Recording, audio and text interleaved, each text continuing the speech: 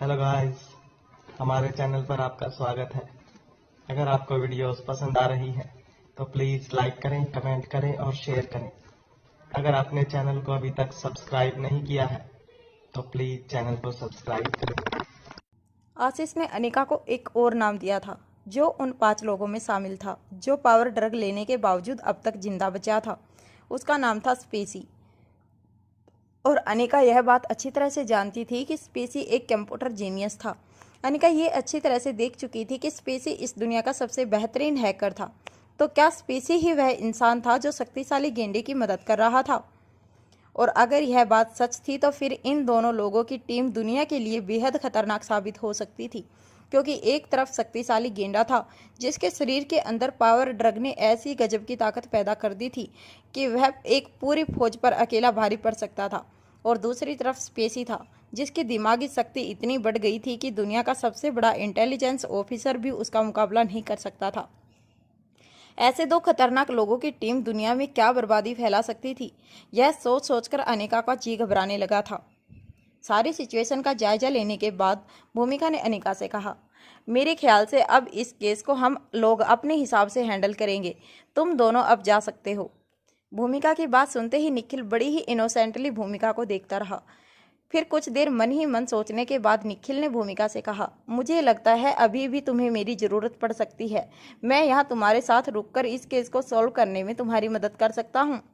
भूमिका अब निखिल की बातों से कुछ ज़्यादा ही इरिटेट होने लगी थी। भूमिका ने निखिल को डांट लगाते हुए कहा, तुम क्या मदद कर सकते हो मेरी? तुमने अब तक जितनी मदद की है उसके लिए थैंक यू वेरी मच, पर आगे का ऑपरेशन मुझे अपने डिपार्टमेंट के साथ मिलकर पूरा करना होगा। मुझे किसी की ज़रूरत नहीं है। निखिल को ऐसा लगा था कि इतना मुश्किल काम भूमिका के लिए करने के बाद उसके दिल में निखिल के लिए कुछ सॉफ्ट कॉर्नर डेवलप हो जाएगा। बिना निखिल की मदद लिए भूमिका और अरुण कभी भी प्रोफेसर जोनाथन के कमरे में दाखिल नहीं हो सकते थे, मगर निखिल की मदद के लिए भूमिका बिल्कुल भी थैंकफुल नजर नहीं आ रही थी।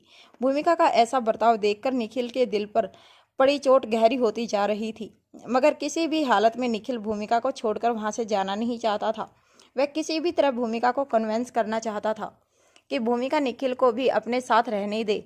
इसीलिए भूमिका और अरुण के ठीक बीच में आते हुए निखिल ने भूमिका की आंखों में आंखें डालकर कहा, देखो, मुझे लगता है कि तुम्हारा पाला जिससे पड़ा है वह बेहद खतरनाक हैकर है, और तुम तो जानती हो कि मैं भी हैकिंग स्किल्स में कितना पावरफुल हूँ। हो सकता है मैं भी तुम्हारी कुछ मदद कर सकूँ। निखिल की बात इस बार बीच में ही काटते हुए भूमिका ने निखिल को कड़क आवाज में कहा, हैकर, तुम जानते भी हो तुम क्या कह रहे हो? जिन लोगों से तुम्हें मुकाबला करना है वह लोग बहुत पावरफुल हैं, और तुम कोई हैकर वैकर नहीं हो। तुम सिर्फ एक मामूली प्रोग्रामर हो। इतने पावरफुल लोगों से लड़ने का ना तो तुम्हें आदत है और ना ही तुम में काबिलियत। अब मुझे ज़्यादा परेशान मत करो और निकल जाओ यहाँ से। यह कहते हुए भूमिका ने दरवाजे की ओर इशारा करते हुए निखिल को बाहर निकल जाने का कहा। निखिल को कहीं ना कहीं ऐसा लग रहा था कि भूमिका जानबूझकर उसकी ईगो को ठेस पहुंचा रही थी ताकि निखिल उसका पीछा छोड़ दे। निखिल ने मदद के लिए जब अनिका की आंखों में आंखें डालकर देखा तो अनिका ने अपनी नजरें झुका ली और दरवाजे की ओर मुड़ते हुए उसने निखिल से कहा, चलो चलते हैं यहाँ से। निखिल को यकीन नहीं हो रहा था कि अनिका उसकी मदद करने के लिए आगे नहीं बढ़ रही थी। जब अनिका को कुछ कहने के लिए निखिल ने अपने कदम आगे बढ़ाए तो अनिका ने गुस्से से निखिल की ओर देखते हुए कहा, तुमसे कहा ना चलो यहाँ से। निखिल अब समझ चुका था कि उसे अनिका से अब कोई मदद नहीं मिलने वाली थी, इसीलिए एक आखिरी बार मुड़कर भूमिका की ओर देखने के बाद निखिल अनिका के साथ कमरे से बाहर निकल गया। कमरे से बाहर निकलते ही निखिल ने अनिका से कहा, तुम इतनी बड़ी डॉक्टर हो, कई सालों से मेरी दोस्त हो, और अब तो मैं भी यह अच्छी तरह से जानता हूँ कि तुम इस दुनिया के सबसे बेहतरीन हैकर में से एक हो। तुम अच्छी तरह से जानती हो कि इस केस में मैं भूमिका की मदद कर सकता हूँ, मगर फिर भी तुम मेरी मदद करने के लिए साथ नहीं खड़ी हुई। इस बात का मुझे बहुत दुख है। मेरे और भूमिका के बीच में जरूर कोई मिसअंडरस्टैंडिंग हो गई है। मुझे लगता है कि हमें इस मिसअंडरस्टैंडिंग को जल्द से जल्द सोल्व करना चाहिए, मगर बजाय इसके कि तुम मेरी मदद करो तुम तो मेरी ही दुश्मन बनी बैठी हो। इससे पहले अनिका निखिल की इस बात का कोई जवाब दे पाती, अचानक ही कमरे से बाहर निकले ऑफिसर अरुण ने निखिल की ओर देखकर कहा, hello, excuse me mister Nikhil. Arun को इस तरह बाहर आते हुए देखकर निखिल की आंखों में उम्मीद नजर आने लगी। अरुण ने निखिल के पास आकर कहा, क्या तुम वही वर्ल्ड फेमस हैकर हो निखिल? निखिल कोटी भास्कर। अरुण का ये सवाल सुनने के बाद निखिल ने हाँ में अपना सर हिलाते हुए कहा, हाँ हाँ, मैं वही वर्ल्ड फेमस हैकर हूँ। और आप प्लीज़ यह बात भूमिका को भी बताइए कि मैं आपकी इस केस में कितनी मदद कर सकता हूँ। निखिल यह सारी बातें एक्सप्लेन करते हुए यह भी भूल गया था कि वो इंटरपोल की वांटेड लिस्ट में था। लंदन की खुफिया पुलिस भी किसी तरह निखिल कोटी भास्कर द हैकर को पकड़ना चाहती थी, मगर भूमिका का साथ पाने के चक्कर में निखिल ये बात पूरी तरह से भूल गया था। निखिल की बात सुनने के बाद अचानक ही ऑफिसर अरुण ने निखिल के कंधे पर हाथ रखकर कहा, अरे तो तुम यहाँ हो और हम तुम्हें कहाँ कहाँ ढूंढ रहे हैं। जिस निखिल कोटी भास्कर को दुनिया भर की पुलिस ढूंढ रही है वह ठीक मेरी नज़रों के सामने खड़ा है और मैं उसे पहचान भी नहीं पाया। ऑफिसर अरुण की बात सुनने के बाद अचानक ही ये बात निखिल के दिमाग में बिजली की तरह चमकी। निखिल को एहसास हो चुका था कि ऑफिसर अरुण किसी भी वक्त उसे अरेस्ट करने वाला था। इसीलिए कमरे के अंदर भूमिका को जोर जोर से आवाज़ लगाते हुए निखिल ने कहा, अरे भूमिका, जरा बाहर आओ। देखो, यह तुम्हारा ऑफिसर मुझे गलत समझ रहा है। देखो ऑफिसर अरुण, यहाँ कोई मिसअंडरस्टैंडिंग हुई है। मैं कोई बुरा आदमी नहीं हूँ, मैंने कोई क्राइम नहीं किया है। ऑफिसर अरुण ने अपनी पकड़ निखिल के ऊपर मजबूत बनाते हुए कहा, हाँ हाँ, हर अपराधी पकड़े जाने के बाद यही कहता है, हमारा तो ये रोज का काम है। जब पहली बार मैंने तुम्हें देखा था तो मुझे लगा था कि तुम हमारी ऑफिसर भूमिका के बॉयफ्रेंड हो। मैंने ऑफिसर भूमिका की बातों को बड़ी ही कैजुअली लिया था, मगर मुझे अब पता चला कि हमारी ऑफिसर तुमसे ब्रेकअप क्यों करना चाहती है, तुमसे दूर क्यों होना चाहती है। ऑफिसर अरुण की ये बात सुनकर चिल्ला रहे निखिल के गले में जैसे आवाज़ दब गई। वह फटी हुई आंखों से ऑफिसर अरुण को देखता रहा।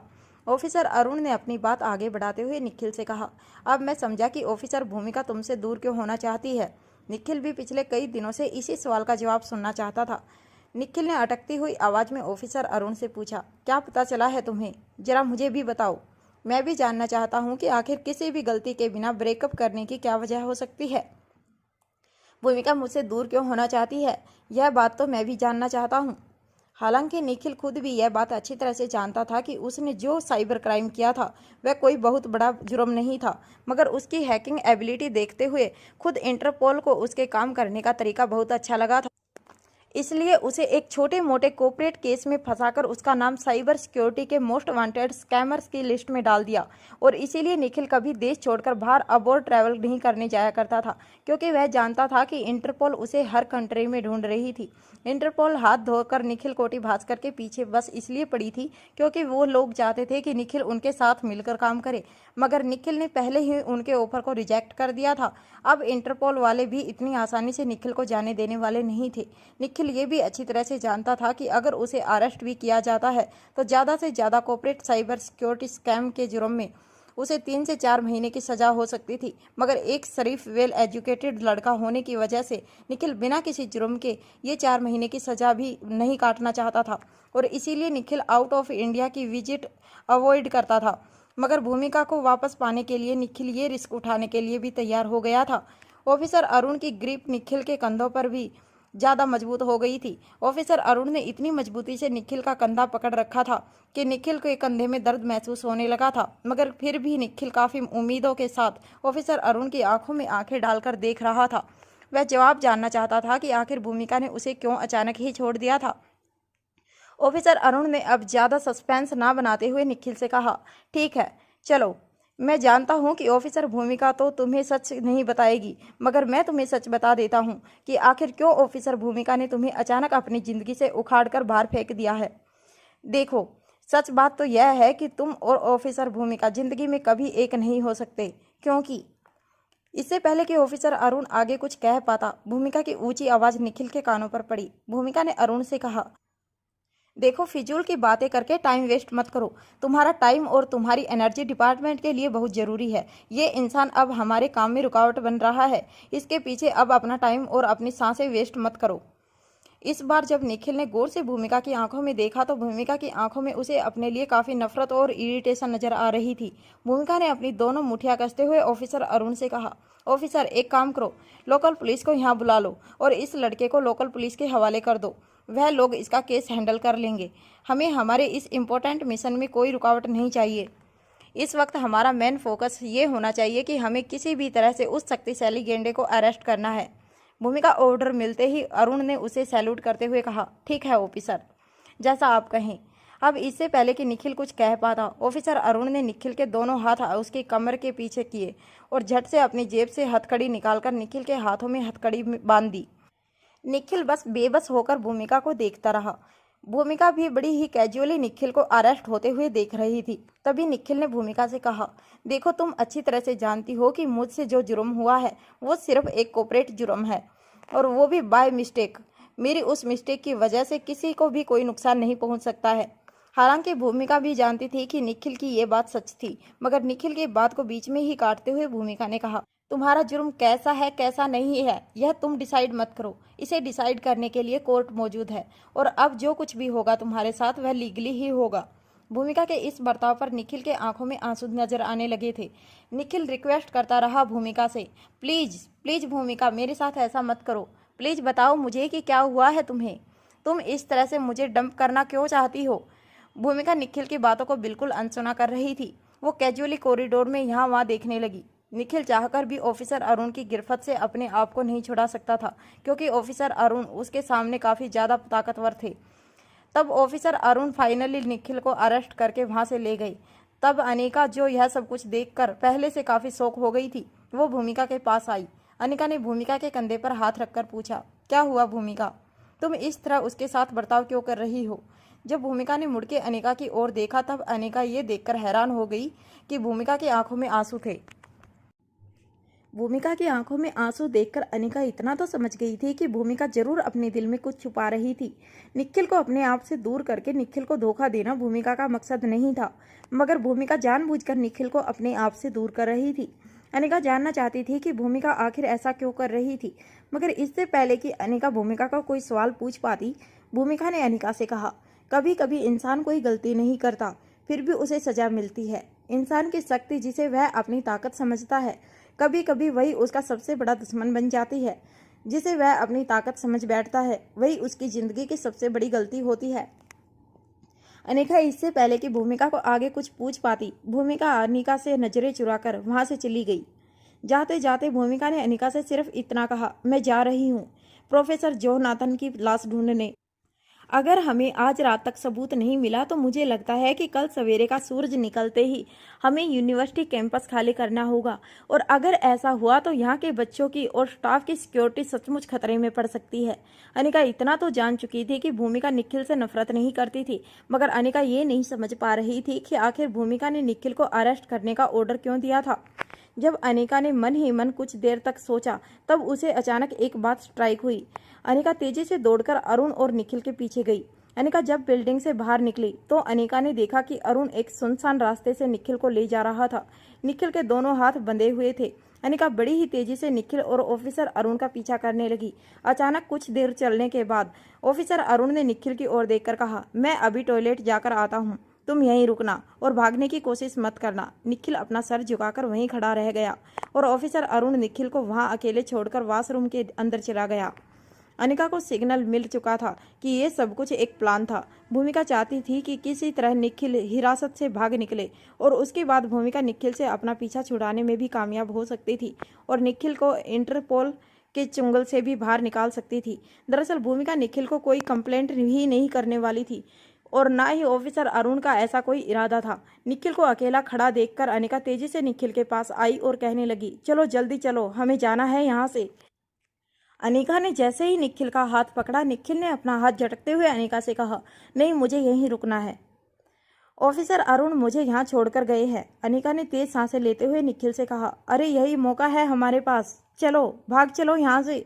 निखिल ने अपने घुटनों के बल बैठते हुए अनिका से कहा, अगर मैं यहाँ से भाग गया तो फिर मैं ये कभी नहीं जान पाऊंगा कि आखिर मेरी भूमिका मुझसे दूर क्यों होने चाहती है। चाहे कुछ भी हो जाए, मैं इस रात से पर्दा उठाकर रहूंगा कि अचानक ऐसा क्या हो गया कि भूमिका मुझे इस तरह से ट्रीट कर रही है। अनिका ने निखिल को समझाते हुए कहा, देखो, मुझे लगता है कि जानबूझकर भूमिका ने यह प्लान किया है ताकि तुम्हें भगाने का मौका मिल सके। तुम जरा समझने की कोशिश करो। निखिल ने अपने चेहरे पर हल्की सी मुस्कान लाते हुए अनिका से कहा, मैं अच्छी तरह से जानता हूँ भूमिका क्या प्लान कर रही है, मगर मैं उसके प्लान के हिसाब से नहीं चल सकता, क्योंकि मैं अच्छी तरह से जानता हूँ कि अगर एक बार मैं यहाँ से चला गया तो फिर मेरे लिए यह जानना बहुत मुश्किल हो जाएगा कि भूमिका के मन में क्या चल रहा है। अनिका ने निखिल को समझाते हुए कहा, देखो शायद इसमें मैं तुम्हारी मदद कर सकूं। शायद मैं थोड़ा बहुत जानती हूँ कि भूमिका तुम्हारे साथ ऐसा क्यों कर रही है। अनिका भी ये बात अच्छी तरह से जानती थी कि निखिल भी एक इंटेलिजेंट लड़का था और अब तक उसने ये भी पता लगा लिया होगा कि भूमिका जो कुछ भी कर रही थी वह जानबूझकर कर रही थी। मगर जब फिर से अनिका ने निखिल का हाथ पकड़कर उसे ले जाना चाहा तो निखिल ने फिर से अपने शरीर की पूरी ताकत लगाकर अनिका से अपना हाथ छुड़ाते हुए कहा, चाहे कुछ भी हो जाए मैं यहाँ से नहीं जाऊँगा। मैं अपनी भूमिका को इतनी जल्दी अकेला नहीं छोड़ूंगा। अनिका और निखिल को एक पेड़ के पीछे ऑब्जर्व कर रहा अरुण अब समझ गया था कि निखिल चाहे कुछ भी हो जाए भूमिका को छोड़कर भागने वाला नहीं था। इससे पहले कि अनिका निखिल से कुछ कह पाती, अरुण ने निखिल के सामने आते हुए कहा, तुम चले क्यों नहीं जाते ऑफिसर भूमिका की लाइफ से? तुम्हारी वजह से हमारी एक होनहार पार्टनर की जान गई। अब तुम्हें अपने साथ रखकर हम हमारे और साथियों की जान जोखिम में नहीं डाल सकते। ऑफिसर अरुण की यह बात सुनकर अनिका और निखिल दोनों हैरान होकर ऑफिसर अरुण को देखते रहे। कुछ देर बाद निखिल ने अटकती हुई आवाज में ऑफिसर अरुण से कहा, नहीं नहीं, तुम्हें कोई गलतफहमी हो रही है। हाँ, मैं मानता हूँ कि मैंने इलीगल काम किए हैं जिसे हैकिंग कहा जाता है, मगर मैंने कभी किसी की जान लेने के इरादे से कोई काम नहीं किया है। निखिल को शांत कराते हुए अरुण ने कहा, क्या तुम किसी मार्कस नाम के आदमी को जानते हो? कुछ देर मन ही मन सोचने के बाद निखिल ने अरुण की तरफ देखकर कहा, हाँ मैं जानता हूँ। कई बार उसने इंटरनेट पर मुझे प्रोवोक करने की कोशिश की है कि वो मुझसे बेहतर हैकर है। अच्छी तरह से जानता हूँ उस मार्कस को। वो एक हैकर है, मगर उसका मेरे साथ क्या लेना देना?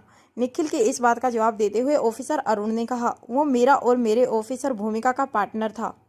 ऑफिसर अरुण की बातें सुनकर निखिल को हैरानी जरूर हो रही थी, मगर उसे समझ नहीं आ रहा था कि मार्कस के साथ उसकी जो प्रोफेशनल फाइट चल रही थी उसका इन सब से क्या लेना देना था, और इतनी छोटी सी बात के लिए भूमिका निखिल को इतनी बड़ी सजा कैसे दे सकती थी।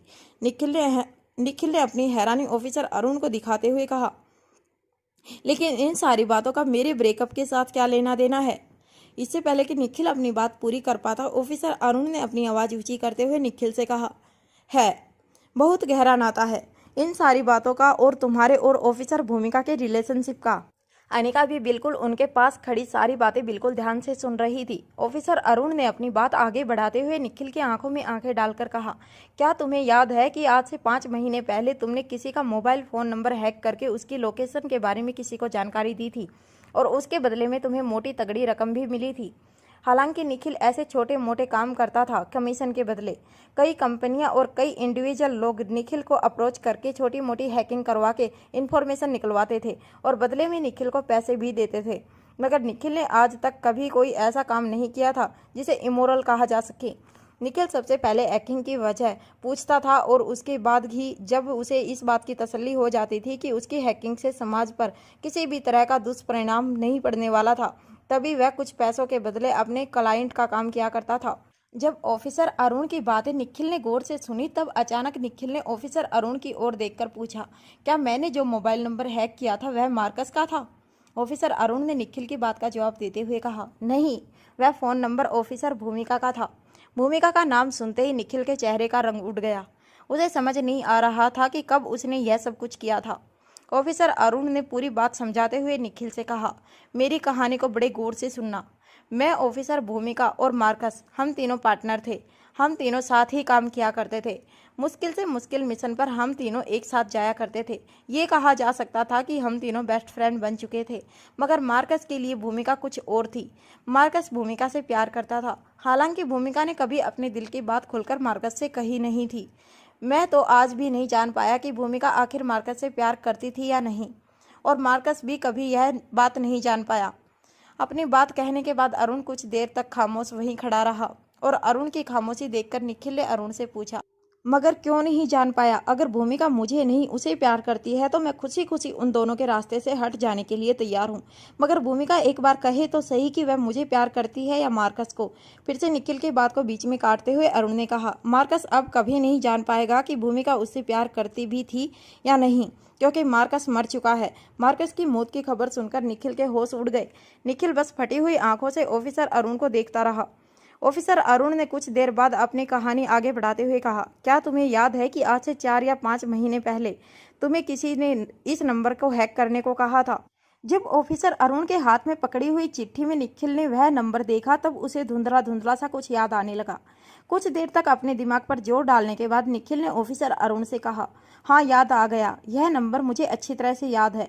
यह एक लड़की का नंबर है जो अपने बॉयफ्रेंड को धोखा दे रही थी। उसके बॉयफ्रेंड ने मुझे कांटेक्ट किया और मुझसे कहा कि वह अपनी गर्लफ्रेंड पर नज़र रखना चाहता है क्योंकि उसे डाउट था कि उसकी गर्लफ्रेंड उसे धोखा दे रही है। उसकी गर्लफ्रेंड कई और लड़कों के साथ रिश्ते रखकर अपने बॉयफ्रेंड को धोखा दे रही है। जब मैंने इस नंबर को हैक किया तब मुझे पता चला कि यह लड़की आए दिन किसी न किसी नाइट क्लब में रहती है। इससे मुझे इस बात का अंदाजा हो गया कि यह अपने बॉयफ्रेंड को धोखा दे रही है। बेचारा इसका बॉयफ्रेंड जब भी मुझसे कांटेक्ट करता तो एक ही बात कहता रहता कि वह इस लड़की से बहुत प्यार करता है, मगर वह लड़की इसे धोखा दे रही है। जब मुझे इस बात का यकीन हो गया कि वह लड़का सच बोल रहा था तब मैंने खुद उसे यह सलाह दी कि वह उस लड़की से दूर रहे। यह लड़की शादी करने के लायक नहीं है। मेरी बात सुनने के बाद उसका बॉयफ्रेंड बुरी तरह से टूट गया। बस उसने एक आखिरी रिक्वेस्ट की थी मुझसे। उसने मुझे कहा कि वह किसी भी तरह इस लड़की का प्रेजेंट लोकेशन जानना चाहता है। वो उसे रंगे हाथों पकड़ना चाहता है ताकि जब वो उसे रंगे हाथों पकड़े तब उसकी आंखों में गिल्ट देख सके। मुझे भी लड़के पर तरस आ गया। मैं भी चाहता था कि वो कम से कम उस रिलेशनशिप में अपनी आखिरी इच्छा कम से कम पूरी कर सके। इसीलिए मैंने उस लड़की की लोकेशन उसे बता दी। प्यार में धोखा देने वाली लड़कियों के साथ यही होना चाहिए। मुझे नहीं समझ में आ रहा कि इसमें मैंने गलत क्या किया है, और अगर गलत किया भी है तो इतना बड़ा जुर्म नहीं है कि मेरा ही प्यार मुझसे दूर चला जाए। जब निखिल की कहानी पूरी हुई तब ऑफिसर अरुण ने निखिल से कहा, यह तो सिर्फ कहानी का एक पहलू है, कहानी का दूसरा पहलू तुमने सुना नहीं है। अगर इस कहानी का अंजाम सुनना है तो तुम्हें मेरी आगे की कहानी सुननी पड़ेगी। खुद निखिल समझ नहीं पा रहा था कि आखिर उसकी कहानी का अरुण की कहानी के साथ क्या लेना देना हो सकता था। अरुण की आंखों में आंसू नजर आ रहे थे। अरुण ने अपने दोनों हाथ अपनी कमर पर रखकर निखिल की आंखों में आंखें डालकर कहा, तुम्हारी कहानी का अंजाम हमारे दोस्त की मौत से होता है। तुम्हारे उसी हैकिंग की वजह से आज मार्कस हमारे बीच में नहीं रहा। यह बात सुनकर अनिका और निखिल के होश उड़ गए। निखिल समझ नहीं पा रहा था कि आखिर उस हैकिंग के कारण ऑफिसर मार्कस की मौत कैसे हुई। ऑफिसर अरुण ने अपनी कहानी आगे बढ़ाते हुए निखिल और अनिका से कहा, उस रात काफ़ी मेहनत करने के बाद हमें शक्तिशाली गैंडे के बारे में कुछ इन्फॉर्मेशन हाथ लगी। हम जब बताए हुए लोकेशन पर पहुंचे तो हमने एक प्लान बनाया।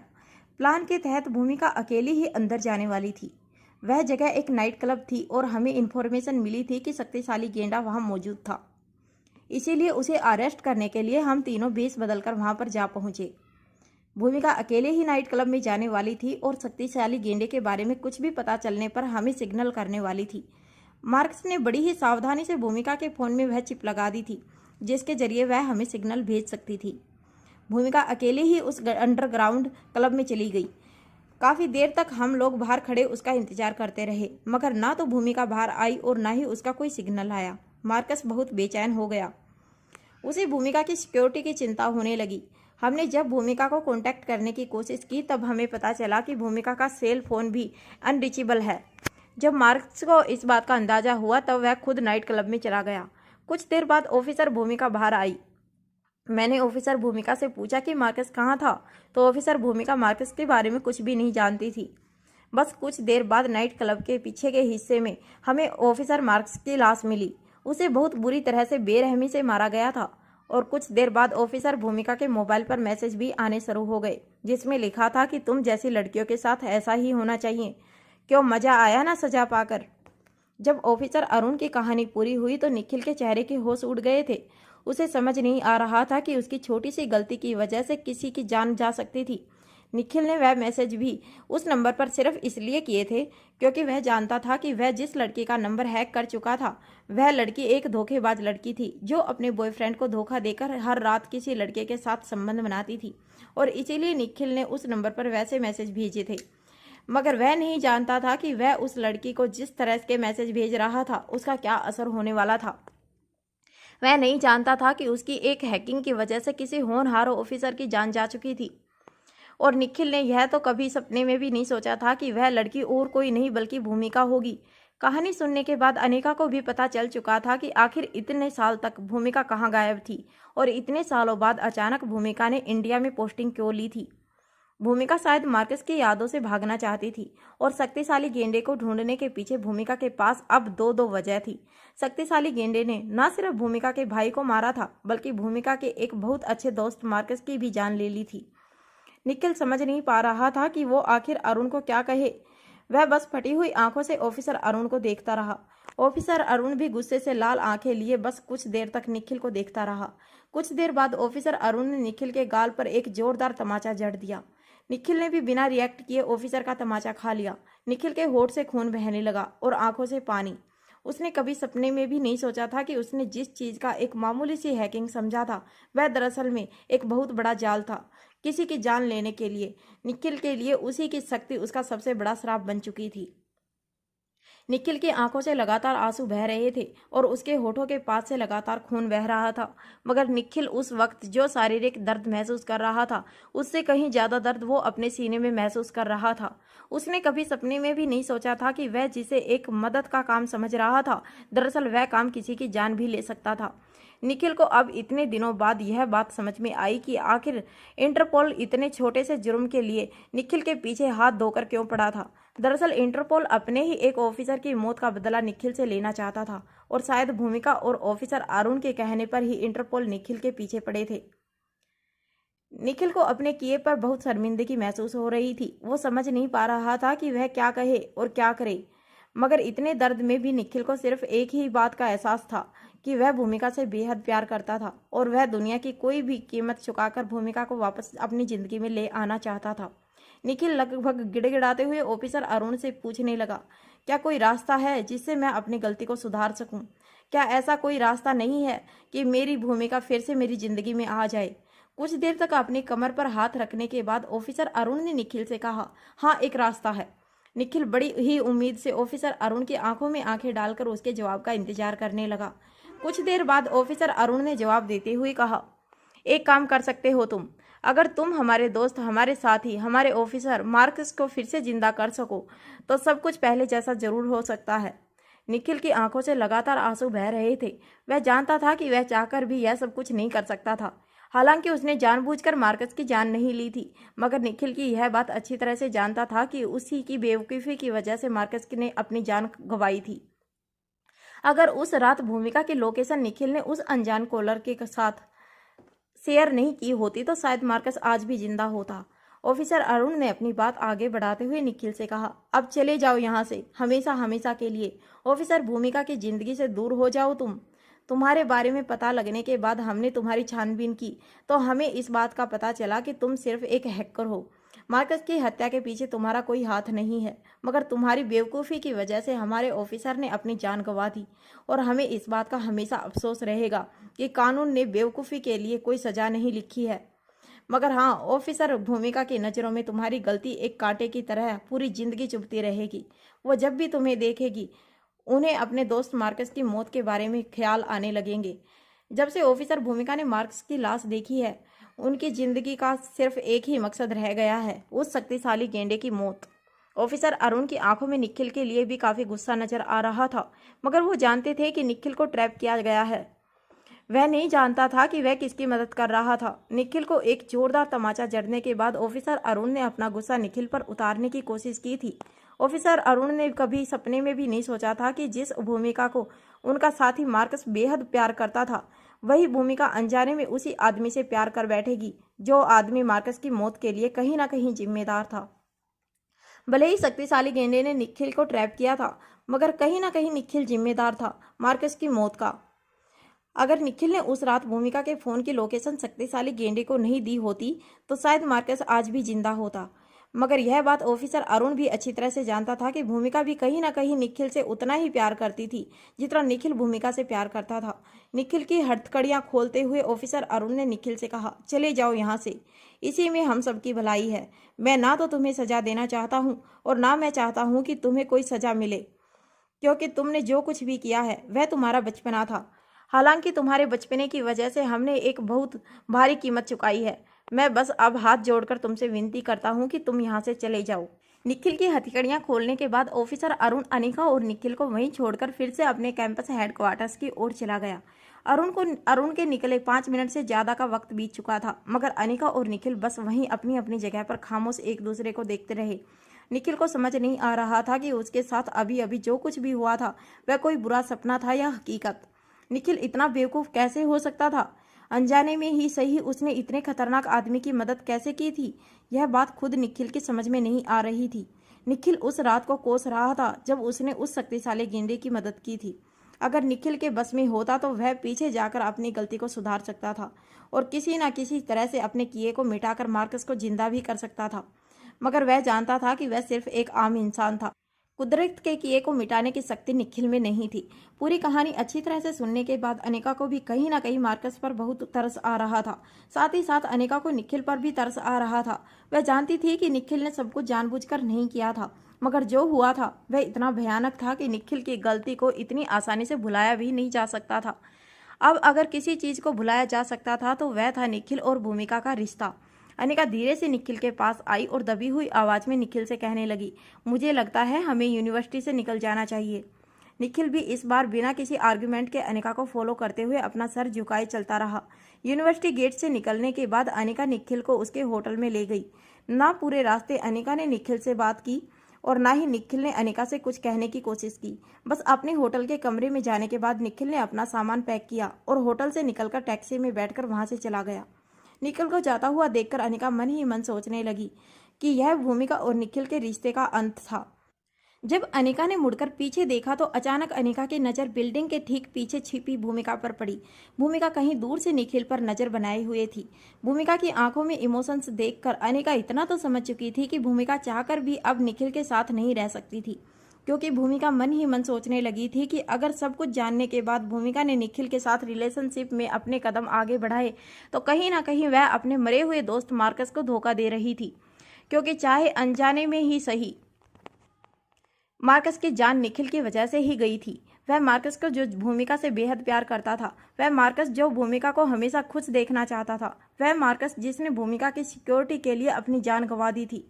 अनिका धीरे धीरे बिल्डिंग के पीछे छिपी भूमिका की ओर अपने कदम आगे बढ़ाने लगी। भूमिका की नज़रें उस टैक्सी पर जमी हुई थी जिस टैक्सी में बैठकर निखिल जा रहा था। भूमिका के पास पहुंचने के बाद अनिका ने धीमी आवाज में भूमिका से कहा, जिससे प्यार हो जाता है उससे बिछड़ना पड़े तो बहुत दुख होता है। भूमिका ने अनिका की इस बात का कोई जवाब नहीं दिया, बस अपनी नजरें झुका ली। कुछ देर बाद अपनी आंखों से बहते हुए आंसुओं को पोंछने के बाद भूमिका ने अनिका की आंखों में आंखें डालकर कहा, मगर मैं उन लड़कियों में से नहीं हूँ जो प्यार में कमजोर पड़ जाती हैं। मुझे अपना लक्ष्य आज भी याद है और मैं किसी भी तरह अपने मकसद में कामयाब होकर रहूंगी। मैं किसी भी हालत में उस शक्तिशाली गेंडे को सजा देकर रहूंगी और मार्कस की मौत का बदला लेकर रहूंगी।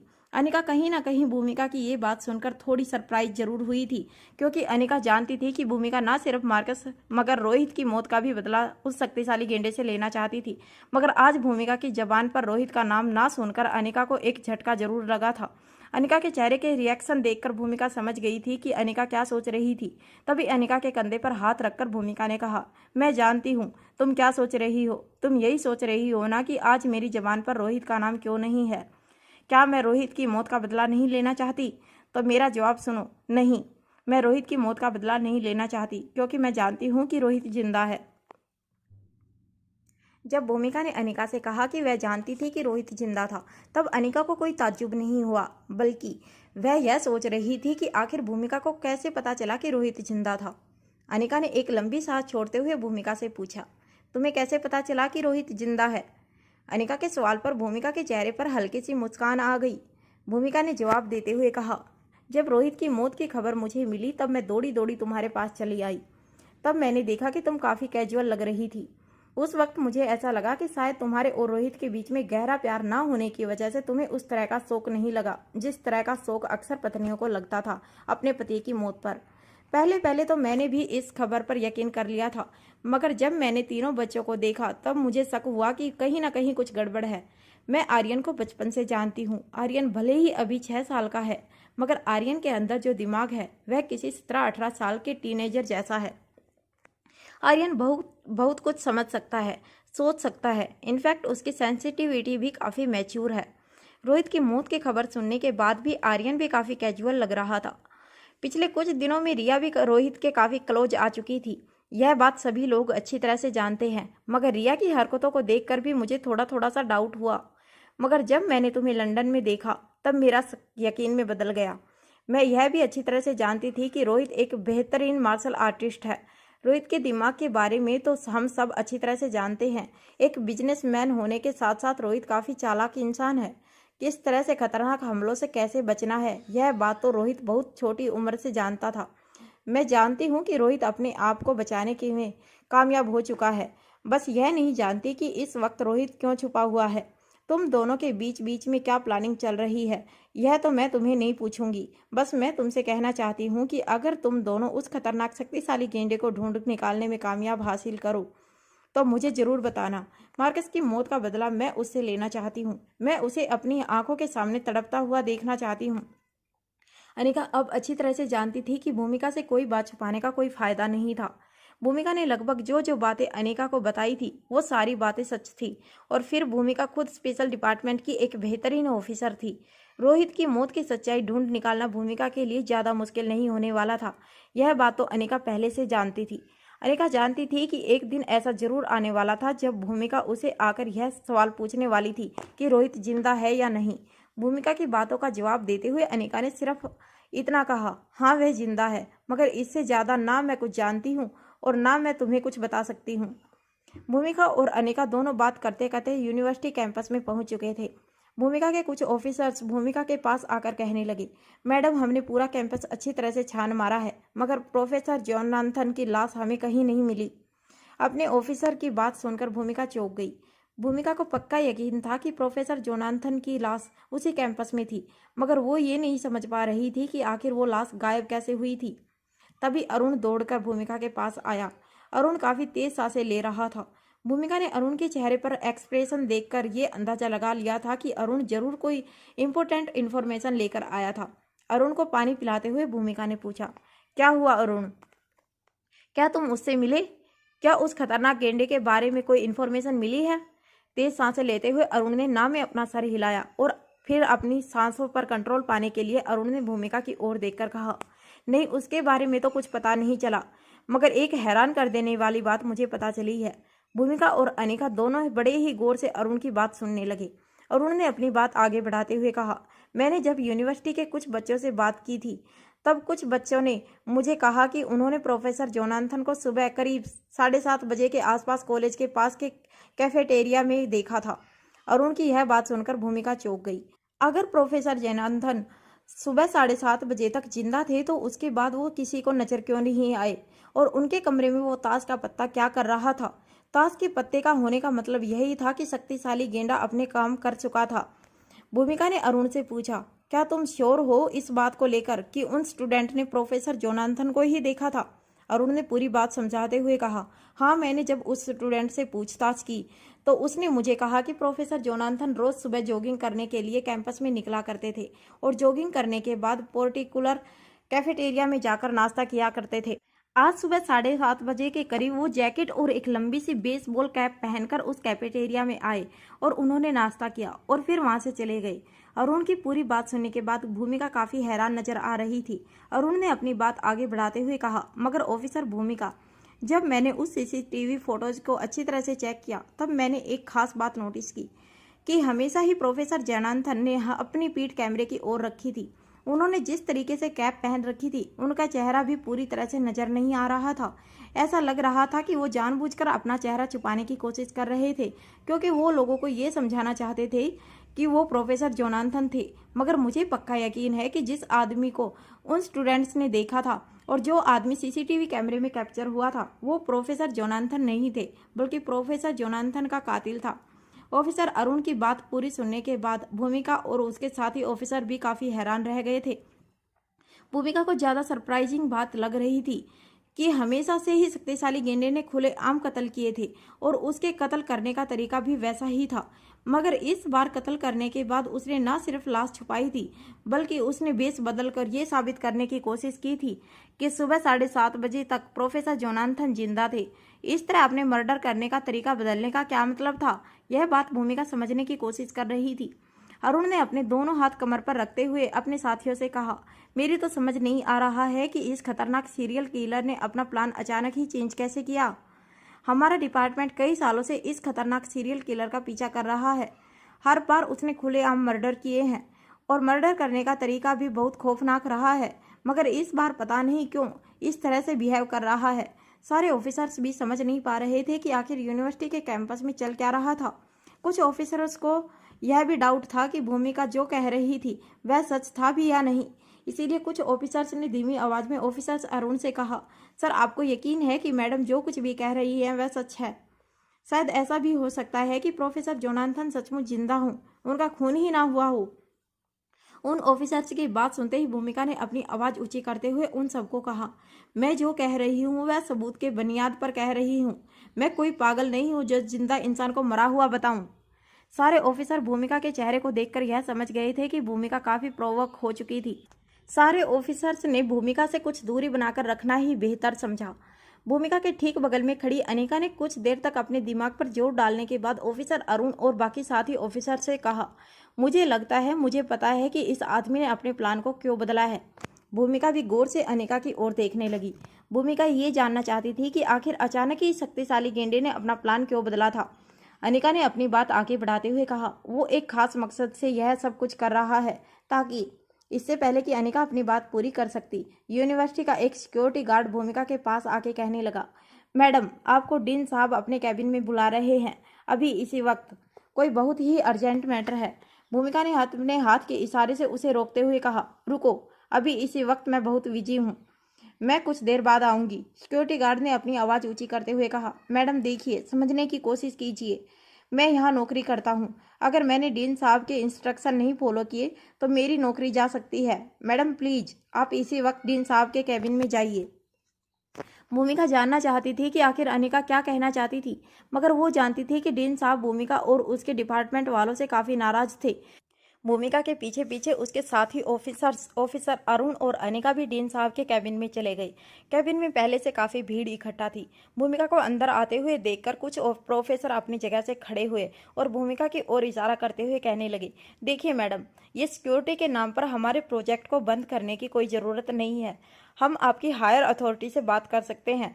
बहुत हो चुका है यह ड्रामा, ये खून, ये सीरियल किलर, ये सारी बातें फैलाकर आप हमारे प्रोफेसर और हमारे बच्चों के बीच में डर पैदा करने की कोशिश कर रहे हैं। और आपकी सारी बातें बस मनगढ़ंत कहानियां हैं। हमारी यूनिवर्सिटी के कैंपस में ना पहले ऐसी वारदातें हुई हैं और ना आगे कभी होंगी। भला हमारी यूनिवर्सिटी के प्रोफेसर और स्टूडेंट्स के साथ किसी की क्या दुश्मनी हो सकती है?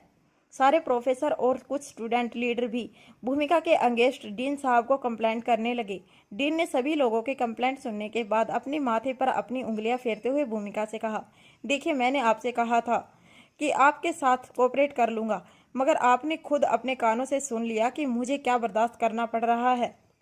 हमारी यूनिवर्सिटी कोई लोकल यूनिवर्सिटी नहीं है, बल्कि इंटरनेशनल रेपुटेशन वाली बहुत ही खास यूनिवर्सिटी है। यहाँ बड़े बड़े प्रोजेक्ट होते हैं, ऐसे प्रोजेक्ट जो मानव जाति के कल्याण के लिए किए जाते हैं। इन प्रोजेक्ट को इस तरह रोककर आप न सिर्फ हमारा बल्कि उन बड़ी बड़ी कंपनियों का भी नुकसान कर रही हैं। डीन साहब की बात पूरी होते ही बाकी प्रोफेसर और कुछ स्टूडेंट्स खड़े होकर फिर से कंप्लेंट करने लगे।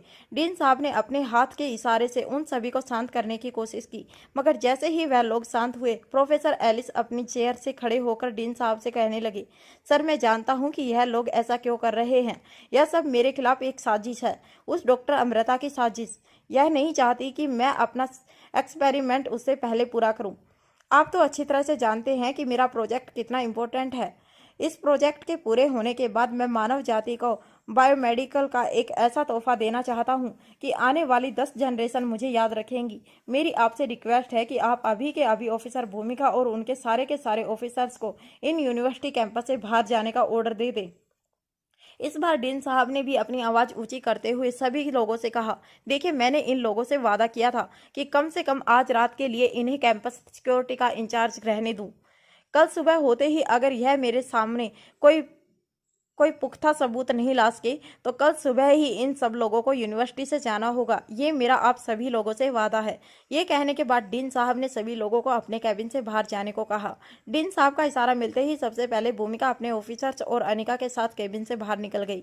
तेजी से अपने लिए बनाए गए टेम्परेरी हेडक्वार्टर की ओर अपने कदम बढ़ाते हुए भूमिका ने अपने पीछे चल रहे ऑफिसर से कहा, अगर आज रात हमें पता नहीं चला कि वह शक्तिशाली गेंडा कहाँ है तो कल के बाद हमारा यहाँ रहना मुश्किल हो जाएगा। अनिका ने तुरंत अपनी आवाज ऊंची करते हुए कहा, यही मैं कहना चाहती हूँ। उस शक्तिशाली गेंडे का इस वक्त सिर्फ एक ही मकसद है कि किसी भी तरह तुम लोगों को इस कैंपस से बाहर निकाले, और इसीलिए उसने अपनी स्ट्रेटेजी में यह बदलाव लाया है ताकि तुम लोगों को कोई सबूत ना मिले कि इस यूनिवर्सिटी कैंपस में खून हो रहे हैं और तुम लोग ये कैंपस खाली करके चले जाओ, जिसके बाद यहाँ पर मौत का एक ऐसा तांडव रचेगा कि न सिर्फ ये यूनिवर्सिटी बल्कि पूरी दुनिया दहल कर रह जाएगी। और आज रात उस खूनी शैतान को पकड़ने में मैं तुम्हारी मदद करूंगी। भूमिका अच्छी तरह से अनिका की हैकिंग स्किल्स के बारे में जानती थी। भूमिका जानती थी कि जब गुलेरिया ग्रुप ऑफ इंडस्ट्री पर व्योमा ने साइबर अटैक किया था तब अनिका ने ही अपनी साइबर सिक्योरिटी स्किल्स की मदद से व्योमा के साइबर अटैक को नाकाम किया था, जिसके बाद दुनिया भर में यह बात फैल गई थी कि गुलेरिया ग्रुप ऑफ इंडस्ट्री का साइबर सिक्योरिटी एक्सपर्ट, जिसे लोग मिस्टर एक्स के नाम से जाना करते थे, वह दुनिया का सबसे बेहतरीन हैकर था। मगर कुछ दिनों की छानबीन के बाद भूमिका को यह पता चल गया था कि जिसे लोग मिस्टर एक्स के नाम जानते थे वह और कोई नहीं बल्कि अनिका खुद थी। जब भूमिका को और ज्यादा यकीन हो चुका था कि जरूर कोई साइबर सिक्योरिटी एक्सपर्ट शक्तिशाली गेंडे की मदद कर रहा था, यूनिवर्सिटी के सिक्योरिटी सर्विलेंस कैमरा को ब्रीच करके यूनिवर्सिटी के सिस्टम को पूरी तरह से हैक करने के बाद वो हैकर शक्तिशाली गेंडे को यूनिवर्सिटी कैंपस में घुसने में मदद कर रहा था। अब ऐसे खतरनाक हैकर की हर कोशिश नाकाम करने के लिए भूमिका को भी ऐसा ही एक साइबर सिक्योरिटी एक्सपर्ट चाहिए था जो उस हैकर की तमाम कोशिशों को नाकाम कर सके। और भूमिका अच्छी तरह से जानती थी कि इस काम के लिए अनिका से बेहतर और कोई हो ही नहीं सकता था। अनिका और भूमिका दोनों ने आंखों आंखों में अपनी एक अलग टीम बना ली थी। भूमिका ने सोच लिया था कि इस बार वह अपने साथियों को भी यह नहीं बताएगी कि अनिका उनके लिए क्या करने वाली थी। अनिका के रात के उस राज को वो राज ही रहने देना चाहती थी। कॉरिडोर में जब भूमिका अपने साथियों और अनिका के साथ खड़ी थी तब अचानक प्रोफेसर एलिस अपने साथियों के साथ सीना तानकर भूमिका के सामने चलने लगे। उनके चेहरे को देखकर ऐसा लग रहा था जैसे उन्हें अपनी जीत का एहसास हो चुका था। अनिका को उनका इस तरीके का एटीट्यूड देखकर काफ़ी इरिटेशन हो रही थी, मगर उसने अपने गुस्से पर पूरी तरह से कंट्रोल कर लिया।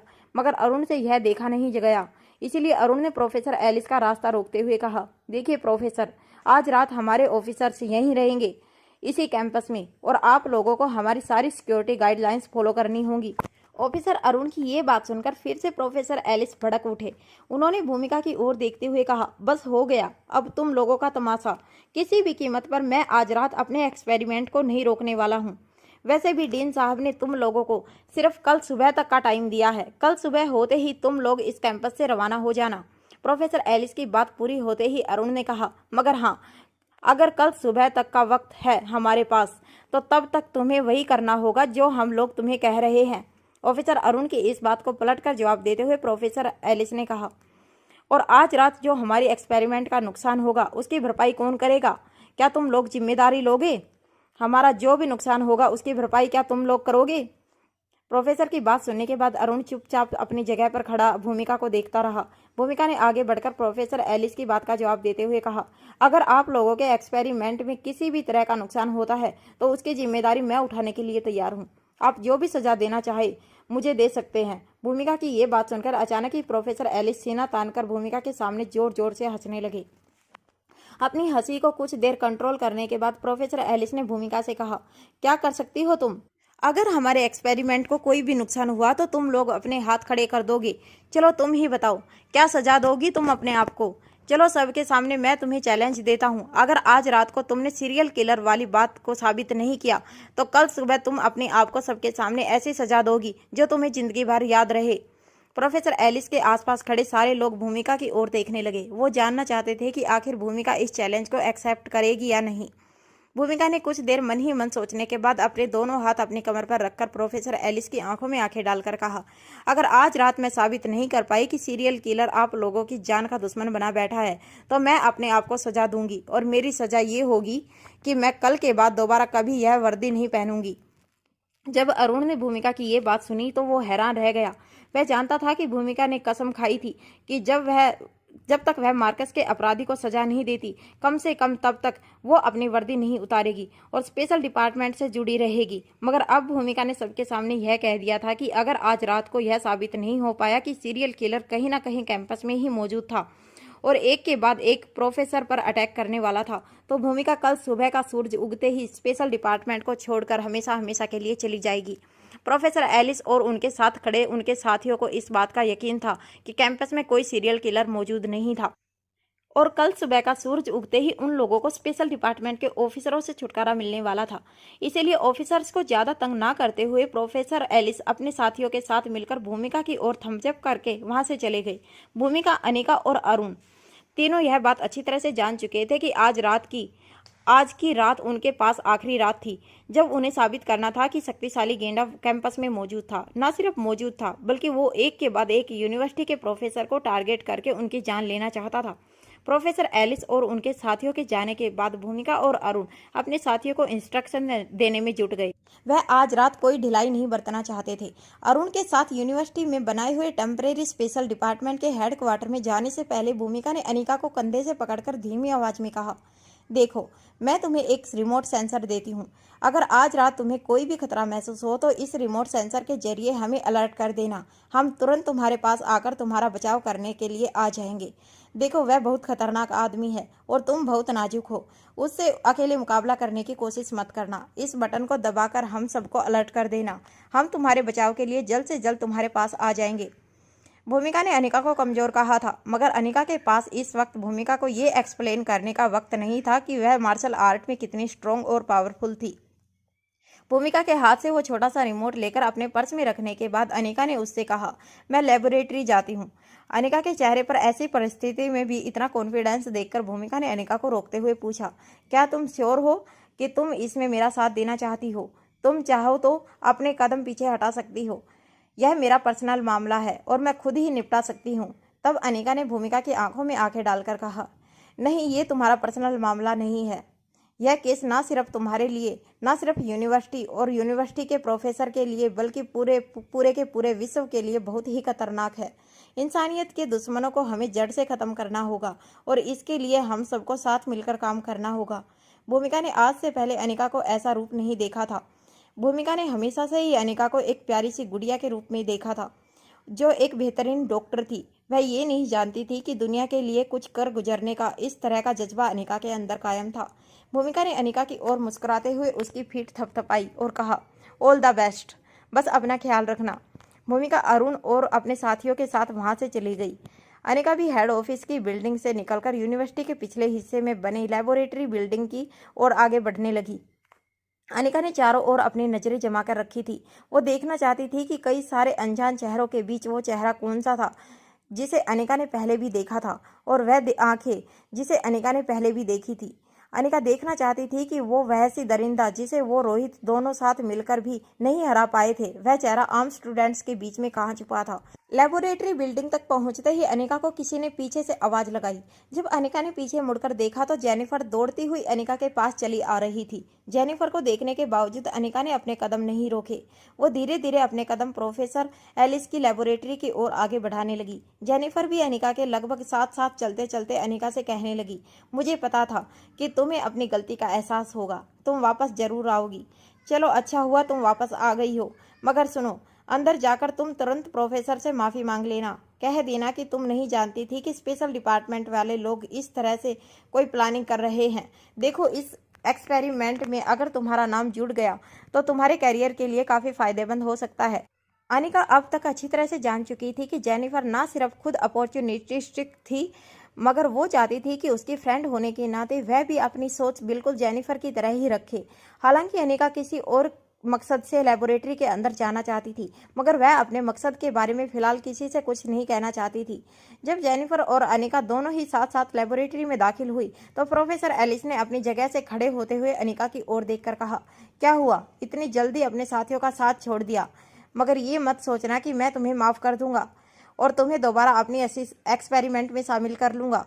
चले जाओ अब तुम यहाँ से। तभी प्रोफेसर की सीनियर स्टूडेंट ने अनिका की ओर देखकर कहा, अरे सर, ये तो एक खूबसूरत सी मासूम सी लड़की है, इसे क्या पता स्पेशल डिपार्टमेंट के लोगों की चालबाजियों के बारे में। और फिर यह तो डॉक्टर अमृता की स्टूडेंट रह चुकी है। मुझे तो लगता है कि हमें इसे वापस हमारे साथ शामिल कर लेना चाहिए, ताकि ये अपनी आंखों से देख सके कि आपने जो कारनामा कर दिखाया है वह डॉक्टर अमृता अपनी ज़िंदगी में कभी नहीं कर सकती। उस सीनियर स्टूडेंट की बात सुनते ही प्रोफेसर एलिस के चेहरे पर मुस्कान आ गई। प्रोफेसर एलिस ने अनिका की ओर देखते हुए कहा, हाँ, यह बात तो बिल्कुल सही है। आज रात में ही मैं ये एक्सपेरिमेंट कंप्लीट करके रहूंगा और इस दुनिया को बता दूंगा कि डॉक्टर अमृता मेरे सामने कुछ नहीं है। आज की रात के बाद बायोमेडिसिन्स की दुनिया में मेरा नाम बड़ी इज्जत से लिया जाएगा और मेरे साथ जुड़े तमाम स्टूडेंट्स को भी दुनिया भर में इज्जत और शोहरत मिलेगी। अनिका ये बात सुनकर हैरान थी कि आज रात प्रोफेसर एलिस अपनी एक्सपेरिमेंट पूरी करने वाले थे। अनिका ने पहले भी डॉक्टर एलिस की प्रोजेक्ट रिपोर्ट पर नज़र डाली थी। अनिका जानती थी कि उनके प्रोजेक्ट में अभी कई सारी खामियां थी। अचानक ही प्रोजेक्ट पर काम करने वाली लड़कियों में से एक लड़की ने अपने हाथ में पकड़ी हुई टेस्ट ट्यूब को नीचे रखते हुए अनिका से कहा, एक मिनट, मुझे बताओ, क्या डॉक्टर अमृता जानती है हमारे एक्सपेरिमेंट के बारे में? क्या तुमने यहाँ से कोई इन्फॉर्मेशन डॉक्टर अमृता को लीक की है? हालांकि उस लड़की की लास्ट वाली बात सही नहीं थी। अनिका ने किसी को कोई इन्फॉर्मेशन लीक नहीं की थी, मगर उसकी पहली बात बिल्कुल सच थी। अनिका इस एक्सपेरिमेंट के बारे में बिल्कुल अच्छी तरह से जानती थी। इसीलिए उस लड़की की बात का जवाब देते हुए अनिका ने कहा, हाँ, डॉक्टर अमृता इस एक्सपेरिमेंट के बारे में अच्छे से जानती है। अनिका का जवाब सुनते ही सारे स्टूडेंट्स अलर्ट हो गए। प्रोफेसर एलिस ने अपने स्टूडेंट को इशारा करते हुए कहा, पकड़ लो इस लड़की को, ये यहाँ से भागने ना पाए। प्रोफेसर एलिस का इशारा मिलते ही कुछ सीनियर स्टूडेंट ने आगे बढ़कर अनिका को सख्ती से पकड़ लिया। हेलो फ्रेंड्स, हमारे यूट्यूब चैनल पर आपका स्वागत है। अगर आपको वीडियो पसंद आ रही है तो प्लीज़ लाइक करें, कमेंट करें और शेयर करें। अगर आपने चैनल को अभी तक सब्सक्राइब नहीं किया है तो चैनल को सब्सक्राइब करें। अनिका चाहती तो उसी वक्त उन सारे स्टूडेंट्स के साथ एक ही झटके में फ़ाइट करके उन्हें ढेर कर सकती थी, मगर अनिका जानना चाहती थी कि आखिर प्रोफेसर एलिस अनिका को क्या सज़ा देना चाहते थे। अनिका ने झटके से अपना हाथ उन स्टूडेंट के हाथ से छुड़ाया और बड़ी ही कॉन्फिडेंटली प्रोफेसर एलिस को देखती रही। प्रोफेसर एलिस ने अनिका की आंखों में कॉन्फिडेंस देखते हुए अपने सारे स्टूडेंट्स को इशारा करते हुए कहा, आज इसे पता चल जाएगा कि बायोमेडिसिन की दुनिया में असली सितारा कौन है। आज मेरी एक्सपेरिमेंट का आखिरी दिन है। इस लड़की की आंखों के सामने जब मेरा एक्सपेरिमेंट पूरा होगा और हमें कामयाबी मिलेगी, तब इसे एहसास होगा कि डॉक्टर अमृता मेरे सामने अभी एक छोटी सी चींटी के बराबर है। प्रोफेसर एलिस ने जो बात कही थी वह बातें सुनकर अनिका को यकीन नहीं हो रहा था कि आज प्रोफेसर एलिस की एक्सपेरिमेंट का आखिरी दिन था। अनिका ने प्रोफेसर एलिस की प्रोजेक्ट रिपोर्ट पढ़ी थी। उसे पता था कि अभी प्रोजेक्ट में काफ़ी खामियां थी जिसे पूरा करना होगा। अनिका ने खुद इस प्रोजेक्ट को कंप्लीट करने की कोशिश की थी, मगर प्रोजेक्ट काफ़ी कॉम्प्लिकेटेड होने की वजह से अनिका का एक्सपेरिमेंट पूरा नहीं हो पाया था। प्रोफेसर एलिस ने अपने स्टूडेंट्स को इशारा करते हुए लेबोरेटरी के अंदर बने हुए एक खास कमरे की ओर जाने का इशारा किया। प्रोजेक्ट पर काम कर रहे सारे असिस्टेंट अपनी अपनी रीडिंग्स लेकर प्रोफेसर एलिस के पीछे पीछे उस कमरे के अंदर चले गए। जब अनिका भी बाकी स्टूडेंट्स के साथ कमरे के अंदर दाखिल हुई, तब उसने देखा कि एक काफ़ी अंधेरे कमरे में एक बहुत बड़ी प्रोजेक्टर स्क्रीन लगी थी जो एक कंप्यूटर के साथ जुड़ी हुई थी। प्रोजेक्टर ऑन होते ही सारे स्टूडेंट्स ने अपनी अपनी रीडिंग एक पेन ड्राइव में भरकर प्रोफेसर एलिस के हवाले कर दी।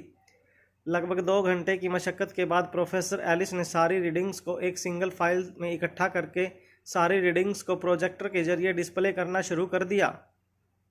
सारे स्टूडेंट्स काफ़ी एक्साइट होकर प्रोजेक्टर स्क्रीन की ओर देखने लगे। स्क्रीन ऑन होते ही स्क्रीन पर कई सारे रीडिंग एक के बाद एक दिखने लगे। सारा का सारा न्यूमेरिकल डाटा एक साथ स्क्रीन पर एक के बाद एक फ्लैश होने लगा। कई सारे केमिकल फार्मूला और परम्यूटेशन कॉम्बिनेशन के जरिए पाए गए सैंपल रिपोर्ट डिस्प्ले होने लगे। अनिका ये सब कुछ देखकर हैरान थी, क्योंकि अनिका जानती थी कि अभी इन सारी रीडिंग्स में कुछ खामियां थी और एक्सपेरिमेंट के पूरे होने से पहले ही इन सारी खामियों को दूर करना बेहद ज़रूरी था। मगर प्रोफेसर एलिस और बाकी स्टूडेंट्स के चेहरे पर कॉन्फिडेंस देखकर खुद अनिका भी हैरान थी। स्क्रीन पर फ्लैश हो रहे रिजल्ट्स को देखने के बाद प्रोफेसर एलिस ज़ोर ज़ोर से हंसते हुए अपने स्टूडेंट से कहने लगे, आज फैसला हो जाएगा कि बायोमेडिसिन की दुनिया का बादशाह कौन है। उस डॉक्टर अमृता ने मुझे हराने की लाख कोशिशें की, मगर आज वो डॉक्टर अमृता हमेशा हमेशा के लिए मेरे सामने हार जाएगी। वह अब जब भी मुझसे मिलेगी अपना सर झुकाए खड़ी रहोगी और इस लड़की के दिल से भी ये वहम हमेशा हमेशा के लिए दूर हो जाएगा कि डॉक्टर अमृता मुझसे बेहतर प्रोफेसर और मुझसे बेहतर डॉक्टर है। अनिका ने जब कुछ ही महीनों पहले इसी एक्सपेरिमेंट को अपनी लेबोरेटरी में ट्राई किया था, तब अनिका सिर्फ इसलिए फेल हुई थी क्योंकि इस पूरे एक्सपेरिमेंट में कई सारी मैथमेटिकल और केमिकल फार्मूला बेस्ड कैलकुलेशन करने के बाद ही किसी नतीजे पर पहुंचा जा सकता था। और इस प्रोजेक्ट को पूरा करने के लिए जिस केमिकल फार्मूला को मैथमेटिकल स्टैटिस्टिकल डाटा के जरिए पाया जा सकता था, उस केमिकल फार्मूला तक पहुंचने के लिए कोई भी मैथमेटिकल डिवाइस इस वक्त मौजूद नहीं थी। सारी की सारी मैथमेटिकल स्टैटिस्टिक्स बस यही कहती थी कि इस केमिकल फार्मूला के कंपोनेंट्स को डिवाइड करने के लिए और केमिकल फार्मूला के जरिए कंपोनेंट को हासिल करने के लिए जिस भाग में अलग अलग केमिकल्स को मिलाया जाना था, उस भाग तक पहुंचने के लिए एक बहुत ही कॉम्प्लिकेटेड मैथमेटिकल एनालिसिस करनी थी। मगर हर बार एनालाइज करने पर कंपोनेंट्स में कोई ना कोई डिफरेंस नज़र आता था। एक कॉमन डोमिनेटर पर पहुंचना बेहद मुश्किल था और इस डिनोमिनेटर के जरिए अलग अलग केमिकल को लैब में एक साथ टेस्ट करके इस पार्टिकुलर एक्सपेरिमेंट को पूरा करना और भी ज़्यादा मुश्किल था। यह बातें सुनने में जितनी कॉम्प्लिकेटेड लग रही थी, इस एक्सपेरिमेंट को पूरा करना इससे भी ज़्यादा कॉम्प्लिकेटेड था। और अनिका ने पहली बार जब प्रोफेसर एलिस की भेजी हुई प्रोजेक्ट रिपोर्ट पढ़ी थी, तब अनिका को भी इस बात का एहसास हो गया था कि प्रोफेसर एलिस भी उसी मेथड से इस प्रोजेक्ट को पूरा करना चाहते थे जिस मेथड को अनिका ने चुना था। और अनिका भी अच्छी तरह से जानती थी कि इस मेथड के जरिए इस एक्सपेरिमेंट को पूरा करना नामुमकिन था। जिस मेथड से प्रोफेसर एलिस इस एक्सपेरिमेंट को पूरा करना चाहते थे, अगर उसी मेथड से इस एक्सपेरिमेंट को पूरा करने की कोशिश की जाए तो कम से कम मैथमेटिकल एनालिसिस और उन एनालिसिस के जरिए एक पार्टिकुलर फार्मूला तक पहुंचने में कम से कम 10 साल का वक्त लग सकता था। इस वक्त यह कहना कि इस मेथड से एक्सपेरिमेंट को बहुत जल्द पूरा किया जा सकता था, यह बेवकूफ़ी के अलावा और कुछ नहीं था। अनिका जानती थी कि अभी प्रोजेक्ट रिपोर्ट तैयार होने में काफ़ी वक्त बाकी था। कई सारे मैथमेटिकल रीडिंग और परम्यूटेशन कॉम्बिनेशन को एनालाइज करने के बाद ही एक नतीजे पर पहुंचा जा सकता था। अनिका के ठीक पास खड़ी जेनिफर ने अनिका का हाथ हल्के से दबाते हुए अनिका से कहा, देखो अभी भी कुछ नहीं बिगड़ा है, माफ़ी मांग लो, कह दो कि तुम्हें अमृता पर नहीं बल्कि प्रोफेसर एलिस की स्टडी पर ज़्यादा भरोसा है। बिना कुछ किए अगर तुम्हारा नाम इस प्रोजेक्ट के साथ जुड़ जाएगा तो ये तुम्हारे करियर के लिए बहुत फ़ायदेमंद साबित हो सकता है। जेनिफर की पूरी बात सुनने के बाद अनिका ने जेनिफर से कहा, नहीं, मगर मैं ऐसा नहीं करना चाहती हूँ। किसी और के एक्सपेरिमेंट में मैं अपनी छाप क्यों छोड़ना चाहूँगी। जेनिफर अच्छी तरह से जानती थी कि अनिका जो भी कह रही थी वह सब सच था। जेनिफर ने अपनी नज़रें झुकाकर धीमी आवाज़ में अनिका से कहा, सच कहूँ तो मैं भी डॉक्टर अमृता की बहुत बड़ी फ़ैन हूँ। मैंने उनकी कई सारी केस स्टडीज़ और थीसिस पढ़ी हैं। वह बेहतरीन डॉक्टर है और मैं यह भी अच्छी तरह से जानती हूँ कि इस तरह डॉक्टर अमृता को नीचा दिखाकर तुम अगर प्रोफेसर एलिस को खुश करने में कामयाब हो भी जाती हो तो आज नहीं तो कल तुम्हें अपनी दिल्ली यूनिवर्सिटी में वापस जाना ही होगा। और जब डॉक्टर अमृता को पता चलेगा कि तुमने यहाँ उनकी पीठ पीछे उनकी बुराई की थी तो हो सकता है कि वो तुम्हारा जीना मुश्किल कर दें। और कॉलेज के आखिरी सालों में अगर किसी मेन प्रोफेसर के साथ इस तरह के तनाव खड़े हो जाए तो हमारे पूरे करियर के लिए बेहद घातक साबित हो सकता है। कुछ देर तक अनिका और जेनिफर दोनों ही प्रोजेक्टर स्क्रीन की ओर बड़े ही ध्यान से देखते रहे। बाकी सारे स्टूडेंट भी काफ़ी एक्साइटेड लग रहे थे। उनकी कई महीनों की मेहनत इस पल उनकी नज़रों के सामने रंग लाने वाली थी। वह घड़ी फाइनली आ गई थी जिसका उन्हें बेसब्री से इंतज़ार था। कुछ स्टूडेंट्स इतने एक्साइटेड थे कि वो लोग ताली बजाकर अनिका की ओर देखकर कहने लगे, आज तुम्हें पता चल जाएगा कि चमत्कार किसे कहते हैं। ऐसे चमत्कार दिल्ली यूनिवर्सिटी जैसी जगहों पर नहीं होते, सिर्फ हमारी प्रेस्टिजियस यूनिवर्सिटी में ही होते हैं। अनिका समझ नहीं पा रही थी कि आखिर इसमें यूनिवर्सिटी के बीच कंपटीशन करने की क्या बात थी। कोई भी एक्सपेरिमेंट अगर कहीं से भी सफल होता है तो वो आखिरकार मानव जाति की भलाई के लिए ही काम आता है। मगर अनिका इस वक्त बड़े ही गौर से सारी रीडिंग्स को पढ़ रही थी। अनिका जानती थी कि यह प्रोजेक्ट एक फेलियर साबित होने वाला था, मगर अनिका बिल्कुल चुप अपनी जगह पर खड़ी रही। वो जानती थी कि वक्त के पहले अगर उसने कोई भी टिप्पणी दी तो बाकी के स्टूडेंट्स पर उस पर काफ़ी अग्रेसिव हो सकते थे। जेनिफर ने फिर से अनिका का हाथ हल्के से दबाते हुए धीमी आवाज़ में कहा, मैं तुम्हें एक बात कहना चाहती हूँ। मैं डॉक्टर अमृता की बहुत बड़ी फ़ैन हूँ। मैं ज़िंदगी में एक बार उन्हें मिलना चाहती हूँ। मैं जानती हूँ कि वह ज़्यादा स्टूडेंट्स अपने अपने अंडर नहीं लेती, मगर एक बार अगर मैं उनसे मिलकर उन्हें बता सकूँ कि मैं उनकी कितनी बड़ी फ़ैन हूँ तो यह मेरे लिए बहुत बड़ी खुशी की और किस्मत की बात होगी। क्या तुम डॉक्टर अमृता को पर्सनली जानती हो? सच बताना मुझे। अनिका ने जेनिफर की ओर देखकर सिर्फ हाँ में अपना सर हिला दिया। जेनिफर ने जब पता चला कि अनिका डॉक्टर अमृता को पर्सनली जानती थी, वह बेहद खुश होकर अनिका से कहने लगी, तो क्या तुम मेरा एक मैसेज डॉक्टर अमृता को पहुंचा सकती हो? अनिका भी जानना चाहती थी आखिर जेनिफर डॉक्टर अमृता तक क्या मैसेज पहुंचाना चाहती थी। जेनिफर ने अपनी बात आगे बढ़ाते हुए कहा, मैं अच्छी तरह से जानती हूँ कि डॉक्टर अमृता बायोमेडिसिन की दुनिया में शायद इतना बड़ा सितारा नहीं है, मगर मैं इतना भी जानती हूँ कि डॉक्टर अमृता इस दुनिया की सबसे बेहतरीन न्यूरोसर्जन हैं। उन्होंने जो केसेस हैंडल किए हैं उन सारे केसेस की केस स्टडी की है मैंने। उन्होंने जिन पेशेंट्स को ट्रीटमेंट को रिवाइज किया है उसे किसी चमत्कार से कम नहीं कहा जा सकता है। बस अगर किसी सर्जरी में मुझे उन्हें असिस्ट करने का मौका मिल जाए तो यह मेरी ज़िंदगी का सबसे बड़ा मौका होगा। अनिका खुद नहीं जानती थी कि उसके साथ काम करने के लिए यूनिवर्सिटी के स्टूडेंट्स इतने बेचैन थे। अनिका ने बड़ी ही कैजुअली जेनिफर की बातों का जवाब देते हुए कहा, ऐसा नहीं है कि डॉक्टर अमृता सिर्फ सर्जरीज करना जानती हैं, बल्कि बायोमेडिसिन में भी उन्हें काफ़ी एक्सपीरियंस है। अनिका जिस तरह से डॉक्टर अमृता के बारे में बातें कर रही थी वह देखकर जेनिफर काफ़ी सरप्राइज हो गई। जेनिफर इतना तो ज़रूर जानती थी कि अनिका उसी दिल्ली यूनिवर्सिटी में पढ़ाई करती थी जहाँ पर डॉक्टर अमृता एक विजिटिंग फैकल्टी प्रोफेसर थी, मगर वो यह नहीं जानती थी कि अनिका डॉक्टर अमृता को इतनी अच्छी तरह से जानती थी। अनिका की पीठ थपथपाते हुए जेनिफर ने अनिका से कहा, तब तो मैं और भी बड़ी फ़ैन बन गई हूँ उनकी। क्या बात है, एक डॉक्टर जो इस दुनिया की सबसे बेहतरीन सर्जन है वही डॉक्टर फार्मास्यूटिकल इंडस्ट्री की भी इतनी नॉलेज रखती हैं। यह तो काबिले तारीफ़ है। मगर बड़े अफसोस की बात है कि आज के बाद प्रोफेसर एलिस अपनी एक्सपेरिमेंट के सक्सेस को लेकर डॉक्टर अमृता को नीचा दिखाने में कोई कसर नहीं छोड़ेंगे।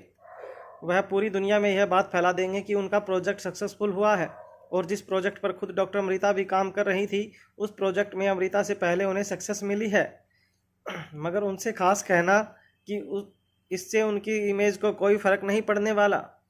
उनके जो फ़ैन हैं वह हमेशा ही उनके लॉयल फ़ैन बने रहेंगे, जैसे कि मैं। भले ही यह बात मैं सबके सामने अभी नहीं कह सकती, मगर मैं तुम्हें ज़रूर कह सकती हूँ कि मैं डॉक्टर अमृता की बहुत बड़ी फ़ैन हूँ और हमेशा रहूँगी। हाँ, जब प्रोफेसर एलिस अमृता के बारे में बुरा बुरा बोलेंगे और उन्हें नीचा दिखाने की कोशिश करेंगे तब मुझे भी मुस्कुराकर उनकी हाँ में हाँ मिलाना होगा, मगर जब वह डॉक्टर अमृता को नीचा दिखाएंगे तब मुझे बिल्कुल अच्छा नहीं लगेगा।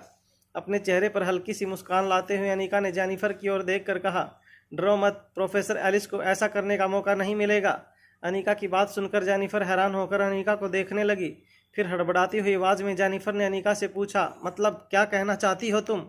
अनिका ने प्रोजेक्टर स्क्रीन की ओर इशारा करते हुए जेनिफर से कहा, ये एक्सपेरिमेंट सक्सेसफुल नहीं होने वाला है। डॉक्टर एलिस को अपने प्रोजेक्ट में कामयाबी नहीं मिलेगी।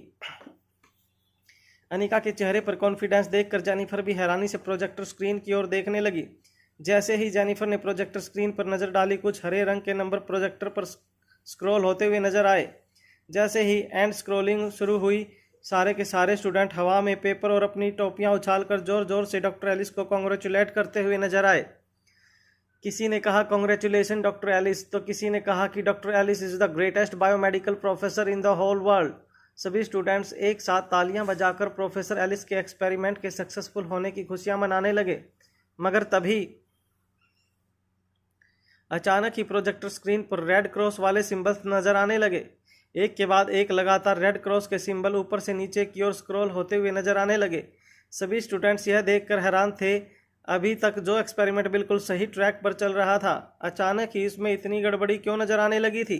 एक के बाद एक रेड क्रॉस दिखाई देने के बाद फाइनली सबको प्रोजेक्टर स्क्रीन पर एक बड़ा सा कंक्लूजन नजर आया जिसमें लिखा था, योर एक्सपेरिमेंट हैज़ फेल्ड।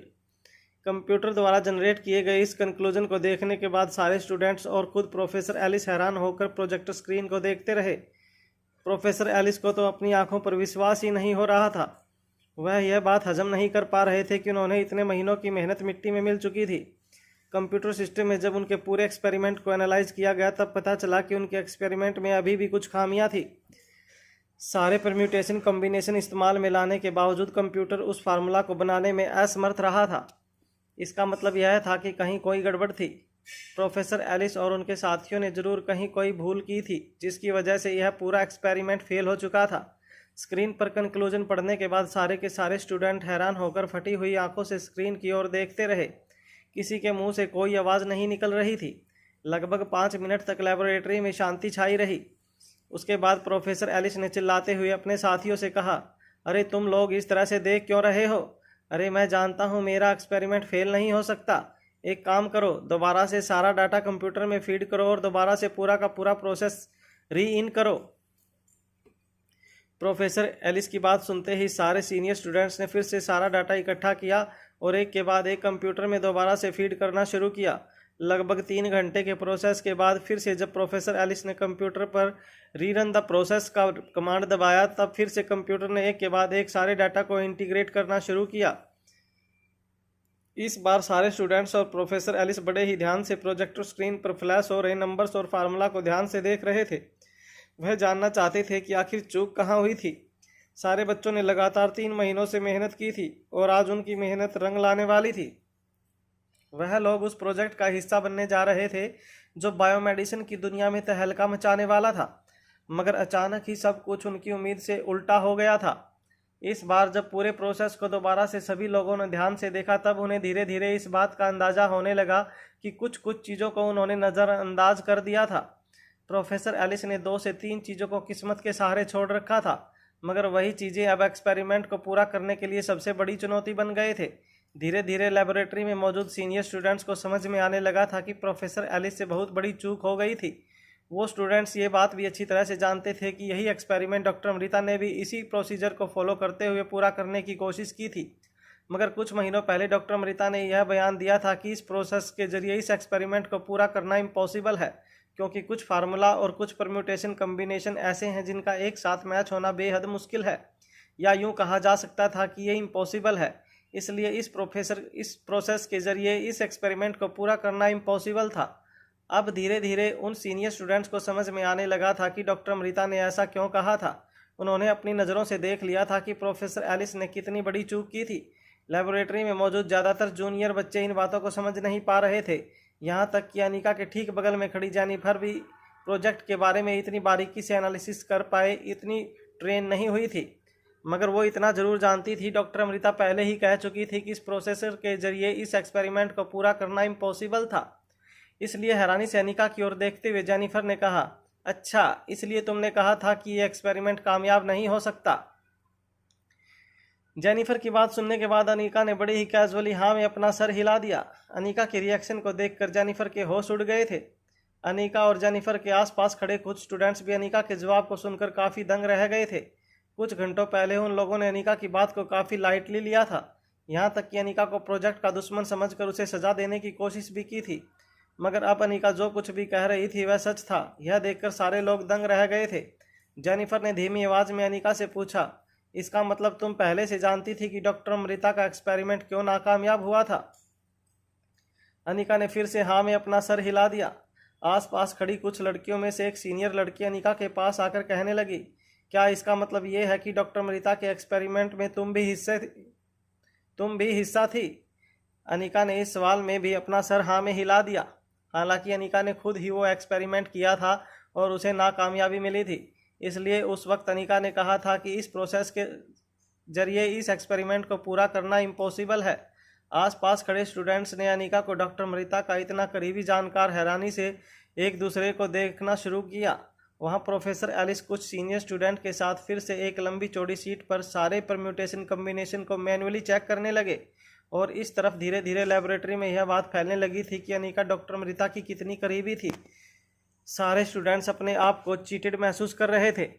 जो बात डॉक्टर अमृता ने कुछ महीनों पहले ही कह दी थी, उस बात को सच ना मानकर 3-4 महीनों की मेहनत करने के बाद स्टूडेंट्स को पता लगा था कि जो डॉक्टर अमृता ने कहा था वही सच था। प्रोफेसर एलिस की बातों में आकर सारे स्टूडेंट्स ने अपने 3-4 महीने बर्बाद कर दिए थे। जब जेनिफर को एक्सपेरिमेंट की सच्चाई के बारे में पता चला, तब कहीं ना कहीं डॉक्टर अमृता की और भी ज़्यादा बड़ी फ़ैन हो गई थी।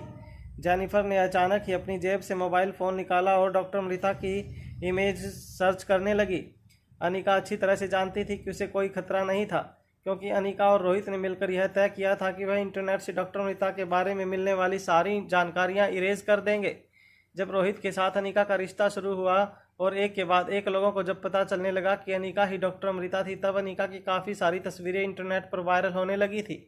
मगर इससे पहले कि ज़्यादा लोगों तक यह बात पहुंचे, रोहित की आईटी टीम ने अनिका की ज़्यादातर तस्वीरें इंटरनेट से हटा दी थी। इसके बाद जब अनिका खुद कंप्यूटर एक्सपर्ट बन गई, तब उसने रही सही कसर भी पूरी कर दी। अनिका ने डॉक्टर अमृता से रिलेटेड सारी इमेजेज इंटरनेट से गायब कर दी थी, मगर फिर भी सारी इन्फॉर्मेशन गायब नहीं हुई थी। डॉक्टर अमृता के बारे में कुछ इन्फॉर्मेशन पढ़ने के बाद जेनिफर ने अपने साथियों से कहा, देखो इसमें काफ़ी कुछ लिखा है डॉक्टर अमृता के बारे में। इसमें लिखा है कि इंडिया के किसी बहुत बड़े बिजनेसमैन के साथ उनकी शादी होने वाली है बहुत जल्द, और यह भी लिखा है कि उनके 2 बच्चे भी हैं। जेनिफर के आसपास खड़ी लड़कियां भी जेनिफर के मोबाइल फ़ोन में झांक कर यह देखने की कोशिश करने लगी कि डॉक्टर अमृता के बारे में क्या क्या छपा था। डॉक्टर अमृता की एक भी इमेज ना मिलने की वजह से ज़्यादातर लड़कियां काफ़ी निराश हो गई थी। कुछ देर तक इंटरनेट पर डॉक्टर अमृता के बारे में जितने भी इंफॉर्मेशन थी वह सब इंफॉर्मेशन पढ़ने के बाद जेनिफर ने अनिका की ओर देख कर कहा, तुम्हारी ये ही मैडम अमृता बहुत ज़्यादा इंटरेस्टिंग पर्सनैलिटी हैं। काफ़ी स्पाइसी चीज़ें लिखी हैं उनके बारे में। अनिका अच्छी तरह से जानती थी कि इंडियन पेपराजी तरह तरह की बातें फैलाने में काफ़ी मशहूर थी, मगर अनिका ने इन सब बातों पर कभी ज़्यादा ध्यान नहीं दिया था। जेनिफर की आंखों में दिख रहा था कि वह अब डॉक्टर अमृता की पूरी तरह से कायल हो चुकी थी।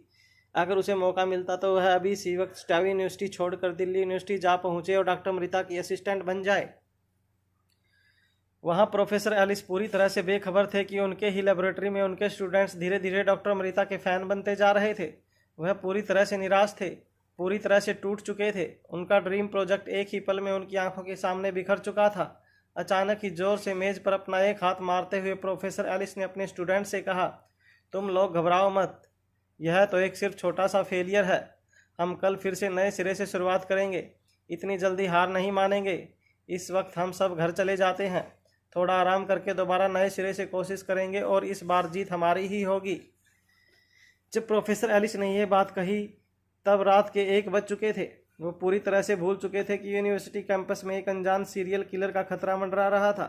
जब प्रोफेसर एलिस ने घर लौटने की बात की तो सारे स्टूडेंट्स हैरानी से एक दूसरे को देखने लगे।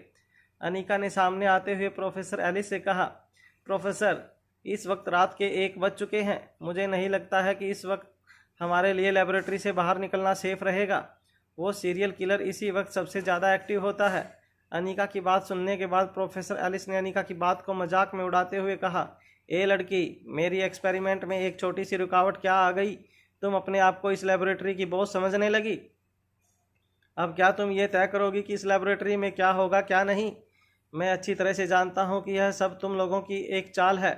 वो ऑफिसर भूमिका भी तुम्हारे साथ मिली हुई है और कैंपस में सीरियल किलर होने की बात फैलाकर हम लोगों में डर पैदा करना चाहती है, और तुम लेबोरेटरी में इस बात का डर पैदा करना चाहती हो कि मेरी एक्सपेरिमेंट अनसक्सेसफुल होगी। मगर तुम देख लेना, कल से हम नए सिरे से इस एक्सपेरिमेंट की शुरुआत करेंगे और बहुत जल्द मैं दुनिया को दिखा दूंगा कि डॉक्टर अमृता कितनी गलत थी और मैं हमेशा से सही।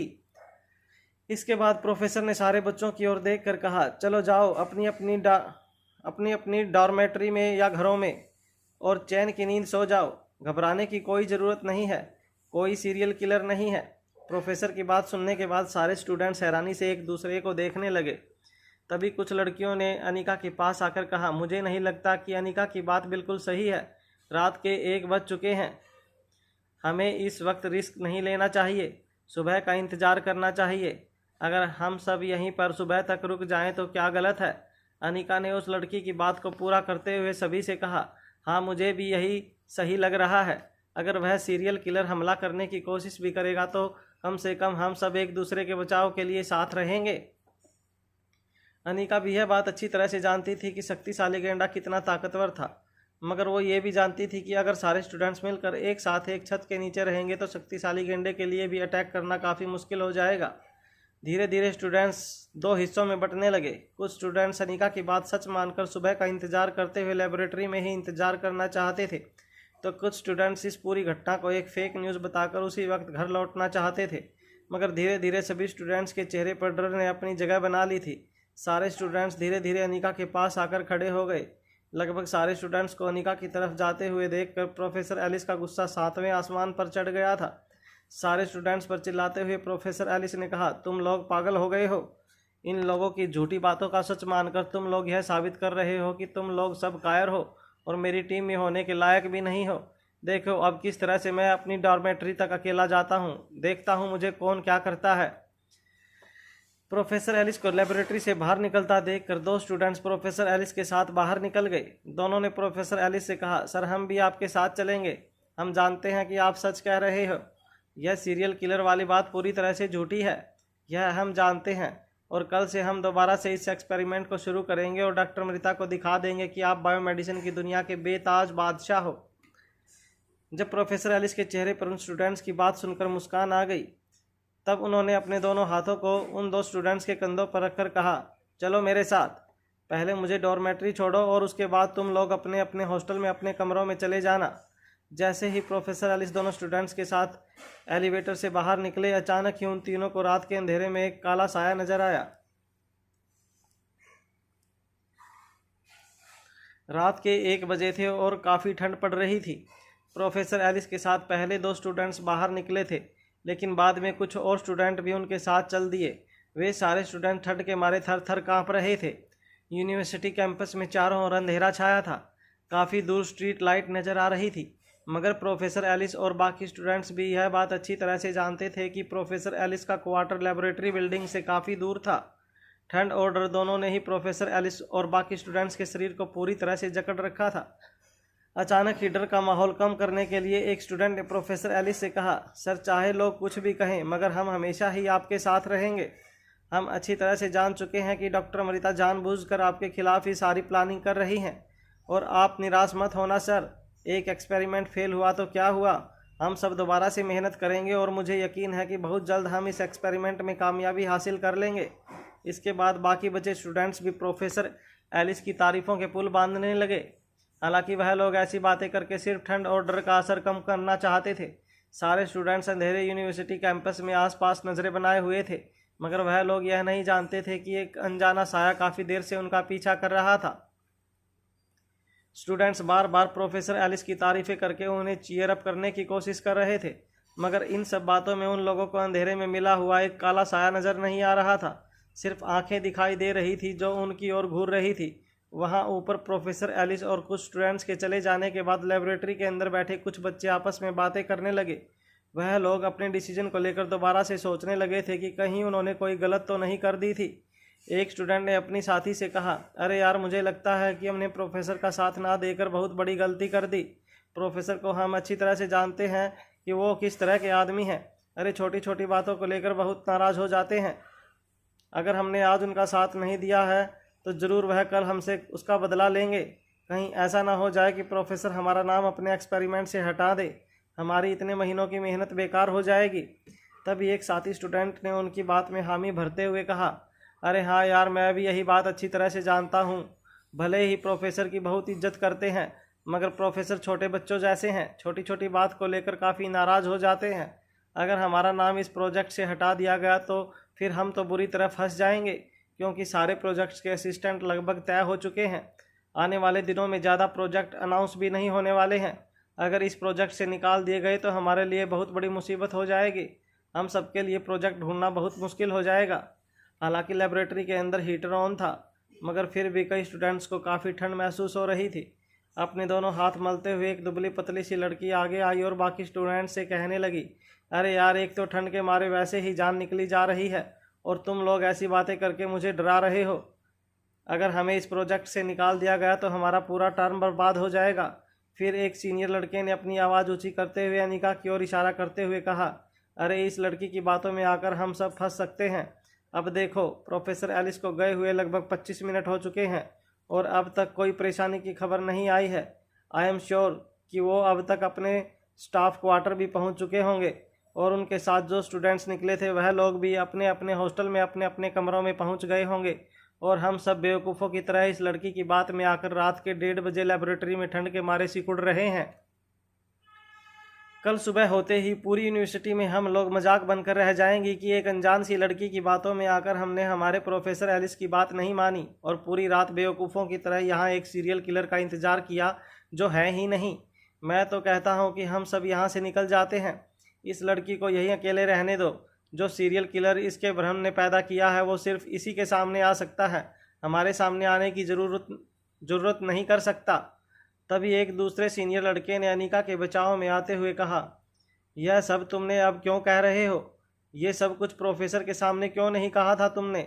उस वक्त जब तुमने सीरियल किलर के बारे में सुना था तब तो तुम्हारी बोलती बंद हो गई थी और अब बड़ा रौब दिखा रहे हो। हम पहले भी देख चुके हैं कि ये लड़की कोई बेवकूफ़ लड़की नहीं है। इसने पहले भी कहा था कि ये एक्सपेरिमेंट पूरा नहीं हो सकता। हमने इसकी बात नहीं मानी, एक्सपेरिमेंट पूरा नहीं हुआ। ये लड़की सच बोल रही थी, मगर अब भी तुम लोगों की आंखें नहीं खुली। चलो, एक्सपेरिमेंट फेल होने वाली बात से हम सबकी सांसें नहीं जुड़ी हैं, मगर यह सीरियल किलर वाली बात सच निकली तो हम सबकी जानें जा सकती हैं। उस लड़के ने जिस सीनियर लड़के के सामने ऊंची आवाज़ में बात की थी, उस लड़के ने भी अपने साथियों के साथ मिलकर उससे कहा, आज तो बड़े सुर ऊँचे कर रहे हो तुम। आज तक कभी हमारे साथ तुमने इस तरह से बात नहीं की। क्या हुआ, इस लड़की की खूबसूरती देखकर पिघल गए क्या? चलो, हम एक काम करते हैं, हम सब चले जाते हैं और तुम दोनों को यहाँ पर अकेला छोड़ देते हैं। फिर तुम और यह तुम्हारी दोस्त दोनों मिलकर सीरियल किलर को ढूंढते रहना। उस लड़के की बात सुनकर उसके साथी जोर जोर से हंसने लगे। फिर उनमें से एक लड़की ने बात को थोड़ा सीरियस लेते हुए कहा, देखो, मुझे लगता है कि हमें अभी यहाँ से निकल जाना चाहिए। हम प्रोफेसर को भी कॉल लगा के कह देंगे कि वी आर सॉरी। वक्त रहते अगर हम माफ़ी मांग लेंगे तो मुझे यकीन है कि वह हमें माफ़ कर देंगे और यहाँ से हम लोग सब झुंड बनाकर निकलेंगे और फिर एक एक करके अपने अपने हॉस्टल में चले जाएंगे। अगर वह सीरियल किलर वाली बात सच हो गई और वह हमारे सामने आ भी गया तो फिर हम सब मिलकर उसका मुकाबला कर पाएंगे। आखिर इतनी ठंड में तो सीरियल किलर भी बाहर निकलने से कतराता होगा। अनिका वहीं बेंच पर बैठकर सबकी बातें सुन रही थी। जेनिफर बहुत ही अच्छी तरीके से जानती थी कि उसकी यूनिवर्सिटी के स्टूडेंट्स अनिका के साथ काफ़ी ज्यादती कर रहे थे, मगर इस बार अनिका के बचाव में बोलकर वह अपने ही साथियों को अपना दुश्मन नहीं बनाना चाहती थी, क्योंकि जेनिफर अब यह बात बहुत अच्छे तरीके से जान चुकी थी कि आज नहीं तो कल अनिका अपनी यूनिवर्सिटी वापस लौट जाएगी। उसके बाद डॉक्टर मृता के साथ रहकर अनिका का फ्यूचर काफ़ी सेफ हो जाएगा। मगर यहाँ स्टेव यूनिवर्सिटी में अगर जेनिफर को रहना था तो अपने साथियों के साथ हंसी खुशी रहना था। वह किसी के साथ दुश्मनी मोल नहीं ले सकती थी। जब सारे स्टूडेंट्स आपस में यह तय कर रहे थे कि उन्हें क्या करना चाहिए, तब अचानक ही लेबोरेटरी की मेन डोर एक बड़ी आवाज़ के साथ जोर से खुला। दरवाज़ा खुलते ही लेबोरेटरी एंट्रेंस पर सब लोगों की नज़रें अपने एक साथी स्टूडेंट्स पर पड़ी, जो प्रोफेसर के साथ अभी अभी लेबोरेटरी से बाहर निकला था, मगर उसका चेहरा काफ़ी अजीब लग रहा था।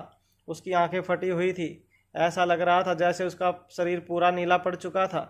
स्टूडेंट को लगा कि शायद ठंड के मारे उनके साथी स्टूडेंट की सांसें जमने लगी थी, इसलिए उसकी मदद के लिए जब कुछ सीनियर स्टूडेंट्स आगे आए तब उन्होंने अचानक ही देखा कि उनका साथी स्टूडेंट धड़ाम से सीधा फर्श पर जा गिरा। फर्श पर गिरते ही उसकी गर्दन के पास से खून बहकर फर्श पर फैलने लगा। अपने साथी स्टूडेंट की यह हालत देखकर सभी लोग जोर जोर से चीखने लगे और यहाँ वहाँ दौड़ लगाने लगे। सारे के सारे स्टूडेंट किसी न किसी बेंच के पीछे जाकर छुप गए। तभी उनकी नज़र दरवाजे पर खड़े प्रोफेसर एलिस पर पड़ी। प्रोफेसर एलिस का पूरा शरीर लगातार कांप रहा था। प्रोफेसर एलिस की नज़रें फर्श पर पड़े अपने स्टूडेंट्स की लाश पर गड़ी हुई थी। ऐसा लग रहा था जैसे उनके मुंह में से ज़बान खींच ली गई थी। वह पूरी तरह से सुन पड़ चुके थे। तभी अंधेरे से बाहर निकलता हुआ एक लंबा सा आदमी सभी लोगों के सामने आया। वो प्रोफेसर एलिस से लगभग दुगनी हाइट का था। उसके शरीर पर कहीं फैट्स का नामो निशान नहीं था, मगर उसके लेदर जैकेट से भी उसके बाइसेप्स और उसके मसल्स अच्छी तरह से नज़र आ रहे थे। उसके चेहरे पर मास्क लगा हुआ था और उसके एक बेसबॉल कैप पहन रखी थी। उसकी आंखें मंद रोशनी में भी साफ साफ चमकती हुई नजर आ रही थी।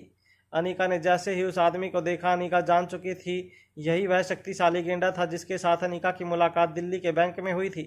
ऐसे खतरनाक आदमी को अपने लेबोरेटरी के दरवाजे पर खड़ा देखकर सारे के सारे स्टूडेंट पैनिक होकर जोर जोर से चीखने लगे।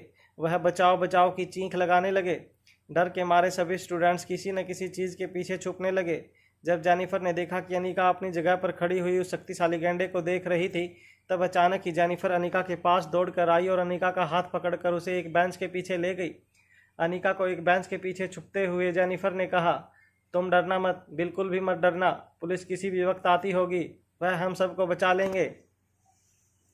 हालांकि अनिका उस शक्तिशाली गेंडे को देखने के बाद यह सोच रही थी कि वह किस तरह से शक्तिशाली गेंडे को फाइट में हराए, मगर जेनिफर ने सोचा कि शायद अनिका इतने शक्तिशाली और ताकतवर सीरियल किलर को देखकर डर गई थी और इसलिए वह अनिका को लेकर एक बड़ी सी बेंच के पीछे छुप गई। अनिका यह देखकर भी हैरान थी कि अपॉर्चुनिस्ट और काफ़ी मतलबी दिखने वाले जेनिफर ऐसे मुश्किल घड़ी में भी अनिका की प्रोटेक्शन के बारे में सोच रही थी। लेबोरेटरी में मौजूद सभी स्टूडेंट्स काफ़ी डर गए थे। तभी अचानक शक्तिशाली गेंडे ने अपनी हाथ में पकड़े एक सीनियर स्टूडेंट को गले से पकड़ा और उसे हवा में अपने एक हाथ से ही उठाने लगा। धीरे धीरे उस सीनियर स्टूडेंट के पांव ज़मीन से ऊपर की ओर उठने लगे। शक्तिशाली गेंडे के मसल इतने पावरफुल थे कि वो बड़े आराम से उस लड़के को उठा सकता था, वह भी एक हाथ से। शक्तिशाली गैंडे की आंखें लगातार किसी को ढूंढ रही थी। फिर अचानक ही उसने उस स्टूडेंट को जोर से जमीन की ओर पटका। वह लड़का जमीन पर गिरते ही दर्द के मारे तड़पने लगा। शक्तिशाली गैंडे के ताकतवर और खौफनाक रूप को देखकर बेंच के पीछे छिपी जेनिफर की सांसें थम गई थी। जेनिफर का पूरा शरीर थर थर कांपने लगा था। अनिका बड़े ही ध्यान से शक्तिशाली गैंडे को देख रही थी। उसे देखकर ऐसा लग रहा था जैसे वह ब्लूटूथ के जरिए किसी के साथ कम्युनिकेट कर रहा था। मगर अचानक ही उसने ब्लूटूथ के जरिए किसी की बात सुनने के बाद पास खड़े प्रोफेसर को अपने एक हाथ से ज़मीन से उठाया और उसकी आंखों में आंखें डालकर गहरी आवाज़ में पूछने लगा, वो पावर ड्रग कहाँ है, बताओ मुझे। शक्तिशाली गैंडे की आवाज़ सुनते ही प्रोफेसर एलिस ने अपने हाथ जोड़ लिए। कांपती हुई आवाज़ में प्रोफेसर एलिस ने अपनी बात को बढ़ाते हुए उसकी तरफ देखते हुए कहा, कौन से पावर ड्रग के बारे में बात कर रहे हो तुम? अरे मैं तो एक मामूली प्रोफेसर हूँ इस यूनिवर्सिटी का। इतने बड़े और पावरफुल ड्रग के बारे में मैं कुछ नहीं जानता। जैसे ही प्रोफेसर ने अपनी बात पूरी की, शक्तिशाली गैंडे ने प्रोफेसर का कॉलर पकड़कर उसे अपने करीब खींचा और कहा, अगर तुमने मुझे सीधी तरह से उस ड्रग के बारे में नहीं बताया तो तुम नहीं जानते कि यहाँ पर मैं क्या करूँगा। तभी एक सीनियर स्टूडेंट ने हिम्मत करते हुए अपने हाथ में एक आयरन रोड को पकड़कर शक्तिशाली गैंडे की ओर देख कर कहा, देखो माना कि तुम बहुत ताकतवर हो, मगर यह मत भूलना कि यहाँ इस लेबोरेटरी में इस वक्त 30 लोग मौजूद हैं और हम सबका एक साथ मुकाबला करना तुम्हारे लिए भी बहुत मुश्किल हो जाएगा। उस लड़के की ललकार सुनते ही शक्तिशाली गैंडे ने उसे अपने पास बुलाते हुए कहा, ठीक है तो हो जाए मुकाबला। जैसे ही शक्तिशाली गैंडे ने उस लड़के को अपने पास बुलाया, तब उस लड़के ने अपने हाथ में पकड़ी हुई आयरन रोड को कसकर पकड़ लिया और धीरे धीरे शक्तिशाली गैंडे की ओर आगे बढ़ने लगा। जैसे ही धीरे नो ब्रेक धीरे उस लड़के के कदम आगे बढ़ने लगे, शक्तिशाली गैंडे ने अपनी जेब में हाथ डाला और झटके से एक बड़ी सी पिस्तौल निकालकर उस लड़के के घुटने पर गोली चला दी। गोली की आवाज़ सुनते ही बाकी के स्टूडेंट्स बहुत ज़्यादा पैनिक हो गए। वह पैनिक होने के बाद ज़ोर ज़ोर से चीखने लगे। जिस लड़के को गोली लगी थी उसके पाँव से खून बहने लगा और वह ज़मीन पर गिरकर तड़पने लगा। लेबोरेटरी में मौजूद बाकी के स्टूडेंट्स, जिसके दिल में थोड़ी बहुत हिम्मत आई थी, उनके दिल में भी अब खौफ बैठ गया था। पहले तो उन लोगों ने सोचा था कि शक्तिशाली गैंडा भले ही कितना भी ताकतवर हो, मगर वह सारे लोग मिलकर उसका मुकाबला कर लेंगे। मगर अब तो शारीरिक ताकत के साथ साथ उस सीरियल किलर के हाथों में बंदूक देखकर लेबोरेटरी में मौजूद बाकी किसी स्टूडेंट की हिम्मत नहीं हो रही थी कि वह आगे चलकर उसका सामना करे। जब शक्तिशाली गैंडे ने देखा कि सारे स्टूडेंट डर कर किसी न किसी बेंच या अलमारी के पीछे छुप गए थे, तो बंदूक की नली प्रोफेसर एलिस के सर पर तानते हुए शक्तिशाली गैंडे ने पूछा, चलो वक्त ज़ाया मत करो और मुझे बताओ कि वह पावर ड्रग बनाने का फार्मूला कहाँ छुपा है। बताओ कहाँ है वह। अनिका, जो कि एक बेंच के नीचे छुपकर सारी बातें सुन रही थी, अब उसे इस बात की राहत हुई थी कि हालांकि शक्तिशाली गैंडा जानता था कि पावर ड्रग बनाने का फार्मूला स्टैव यूनिवर्सिटी में छुपा था, मगर वह यह नहीं जानता कि स्टैव यूनिवर्सिटी के किस हिस्से में भी 16 पावर ड्रग बनाने का फार्मूला छुपा हुआ था। बंदूक की नली अपने सर पर देखकर प्रोफेसर एलिस अपने दोनों हाथ हवा में उठाकर कांपते हुए शक्तिशाली गैंडे से कहने लगा, यह तुम किस चीज़ के बारे में बात कर रहे हो? मैं कुछ नहीं जानता, पर मैं तो एक मामूली प्रोफेसर हूँ, छोटे मोटे आविष्कार करता हूँ। मैं ऐसे किसी ड्रग के बारे में कुछ नहीं जानता। जैसे ही प्रोफेसर एलिस ने अपना जवाब पूरा किया, शक्तिशाली गैंडे ने जोर से प्रोफेसर एलिस के पेट पर एक लात मारी। लात इतनी जोर से लगी थी कि प्रोफेसर एलिस 6 फीट दूर हवा में उछलकर ज़मीन पर जा गिरे। ज़मीन पर गिरते ही प्रोफेसर एलिस के माथे से खून बहने लगा। जब शक्तिशाली गैंडा फिर से प्रोफेसर एलिस की ओर अपने कदम बढ़ाने लगा, तब प्रोफेसर एलिस ने अपने कदम रेंगते हुए पीछे लिए और हाथ जोड़कर शक्तिशाली गैंडे से प्रार्थना करने लगे, मैं सचमुच कुछ नहीं जानता, तुम किस चीज़ के बारे में बात कर रहे हो? अगर तुम किसी खुफिया फाइल के बारे में जानकारी चाहते हो तो मैं तुम्हें स्पेशल लाइब्रेरी का एक्सेस दे सकता हूँ, मगर तुम जो जानकारी चाहते हो वह किस फाइल में है यह मुझे नहीं पता। प्रोफेसर एलिस हमेशा ही जिस टेबल पर बैठते थे, उस टेबल के ठीक नीचे प्रोफेसर एलिस रेंगते हुए टेबल का एक कोना पकड़कर बैठ गए। शक्तिशाली गेंडा अपने मस्कुलर बॉडी के साथ अपनी भारी हाथ को उठाते हुए धीमे कदमों से प्रोफेसर एलिस की टेबल के पास आया और फिर से अपना एक हाथ जोर से टेबल पर दे मारा। हालांकि शक्तिशाली गेंडे ने काफ़ी हल्का मुक्का टेबल पर मारा था, मगर मुक्का पड़ते ही टेबल 4 टुकड़ों में बिखर गया। टेबल के टूटते ही प्रोफेसर एलिस रेंगते हुए पीछे की ओर अपने आप को बचाते हुए जाने लगे। शक्तिशाली गेंडा अपने दोनों हाथ अपनी कमर पर रखकर प्रोफेसर एलिस को घूर रहा था। जेनिफर के बगल में टेबल के पीछे छिपी अनिका यह सब कुछ बड़े ही ध्यान से देख रही थी। वह जानती थी कि उसका कोई भी कदम उसके लिए और बाकी स्टूडेंट के लिए काफ़ी खतरनाक हो सकता था। अनिका यह भी जानती थी कि भले ही अनिका मार्शल आर्ट्स में काफ़ी स्ट्रॉन्ग थी, मगर शक्तिशाली गेंडे के साथ मुकाबला करना तो उसके बस में भी नहीं था। अनिका बड़े ही ध्यान से शक्तिशाली गेंडे को अपनी बेंच के पीछे से ऑब्जर्व कर रही थी। वह कोई मौका तलाश रही थी जब वह कोई तरकीब निकालकर शक्तिशाली गेंडे के चंगुल से अपने आप को और पूरे के पूरे क्लासरूम को बचा सके। अनिका ने देखा कि शक्तिशाली गेंडा ब्लूटूथ के जरिए किसी से बातें कर रहा था। वो उसके इंस्ट्रक्शंस के हिसाब से ही सारा काम कर रहा था। अनिका को शक था कि वह जिस किसी के साथ ब्लूटूथ पर बात कर रहा था वह और कोई नहीं बल्कि स्पेसी था, जो इस वक्त दुनिया का सबसे शक्तिशाली हैकर था। और अनिका को इस बात का भी शक था कि स्पेसी V16 पाउडर का फार्मूला चुराने में शक्तिशाली गेंडे की मदद कर रहा था। ब्लूटूथ पर बड़े ही ध्यान से किसी के इंस्ट्रक्शंस सुनने के बाद शक्तिशाली गेंडे ने प्रोफेसर एलिस की ओर देख कर कहा, तो चलो, मुझे लगता है कि तुम्हें खेल खेलने में ही ज़्यादा मज़ा आता है। ठीक है, तो मैं तुम्हारे साथ खेल खेलने के लिए तैयार हूँ। यह बात कहते ही शक्तिशाली गेंडे ने अपने हाथ में पकड़ी हुई बंदूक अपने पास वाली अलमारी के पीछे खड़ी एक लड़की के बाजू पर तान दी और गोली चला दी। गोली लगते ही वह स्टूडेंट दर्द के मारे जोर से चिल्ला उठी और सीधे ज़मीन पर गिरी। वह लड़की घुटनों के बल ज़मीन पर गिरकर लेबोरेटरी के मेन गेट की ओर रेंगते हुए जाने की कोशिश करने लगी। तभी शक्तिशाली गेंडे ने 2-3 और फायर करके उस लड़की को ऐसा करने से रोक दिया। बच्चों पर गोलियां चलते हुए देखकर अचानक ही प्रोफेसर एलिस अपनी जगह से हिम्मत करके खड़े हुए और शक्तिशाली गेंडे के सामने ऊंची आवाज़ में कहने लगे, बच्चों पर गोलियां चलाना बंद करो, तुम्हें जो कुछ भी करना है मेरे साथ करो। जैसे ही प्रोफेसर एलिस ने अपनी आवाज़ ऊंची की, शक्तिशाली गेंडे ने प्रोफेसर की ओर देखकर अपनी बंदूक उनकी छाती पर तान दी। शक्तिशाली गेंडे ने अपने पूरे शरीर को ढक रखा था, यहाँ तक कि उसके चेहरे पर भी मास्क था और सर पर एक बेसबॉल कैप था। भले ही शक्तिशाली गेंडे की हरकतें काफ़ी क्रूर थी, मगर उनकी आंखों में गजब की शांति नजर आ रही थी। ऐसा लग रहा था जैसे खून बहाकर उसे कहीं न कहीं सुकून मिल रहा था। प्रोफेसर एलिस ने बहादुरी से शक्तिशाली गेंडे के सामने जो कुछ भी कहा था वह देखकर अनिका हैरान रह गई। अब तक अनिका ने प्रोफेसर एलिस को एक बददिमाग और नक चढ़ा इंसान समझा था, मगर वक्त आने पर अपने स्टूडेंट को बचाने के लिए वो अपनी जान की भी बाजी लगा सकते थे। प्रोफेसर एलिस की यह क्वालिटी देखकर अनिका के मन में उनके लिए रिस्पेक्ट बढ़ने लगी थी। अनिका यह बात भी अच्छी तरह से जानती थी कि कुछ देर के अंदर स्पेशल डिपार्टमेंट के लोग जरूर लेबोरेटरी में आ पहुंचेंगे, मगर तब तक शक्तिशाली गेंडे को और जान लेने से कैसे रोका जाए, यह बात अनिका को अंदर ही अंदर खाए जा रही थी। अनिका जानती थी कि जब ज़्यादा देर छुपे रहने का कोई मतलब नहीं था, और अनिका यह भी जानती थी कि शक्तिशाली गेंडे के सामने आने का क्या मतलब हो सकता था, मगर बाकी स्टूडेंट की जान बचाने के लिए अनिका को शक्तिशाली गेंडे का मुकाबला करना ही था। अनिका ने अपनी मुट्ठियां कसी और जैसे ही वह अपनी बेंच से बाहर निकल कर आने लगी, वहीं प्रोफेसर एलिस अपने घुटनों के बल बैठकर रोती हुई आवाज़ में शक्तिशाली गेंडे से कहने लगे, अब और बच्चों को मत मारो, प्लीज़ मैं तुमसे रिक्वेस्ट करता हूँ, और बच्चों को मत मारो। मैं तुम्हें बताता हूँ कि तुम्हें जो चाहिए वह चीज़ कहाँ है। प्रोफेसर एलिस की बात सुनकर अनिका भी हैरान रह गई। अनिका नहीं जानती थी कि प्रोफेसर एलिस जानते थे कि V16 पाउडर ड्रग बनाने का फार्मूला कहाँ छुपा है। अनिका तो यह भी नहीं जानती थी कि वह काफ़ी लोग ऑलरेडी जानते थे कि V16 पाउडर ड्रग के बारे में। इस वक्त शक्तिशाली गेंडे के साथ साथ अनिका भी जानना चाहती थी कि आखिर professor Alice V16 powder drug को बनाने वाले फार्मूला के बारे में क्या जानते थे। अपने चेहरे से खून साफ करते हुए प्रोफेसर एलिस ने शक्तिशाली गेंडे की ओर देख कर कहा, मैं तुम्हें बताऊंगा कि तुम जो चीज़ चाहते हो वह कहाँ है, मगर तुम्हें भी मुझे एक वादा करना होगा कि तुम इन सारे बच्चों को जाने दोगे, इन बच्चों को कोई चोट नहीं पहुंचाओगे। अगर तुम मेरी यह शर्त मानोगे तभी मैं तुम्हें वो राज बताने के लिए तैयार हूँ।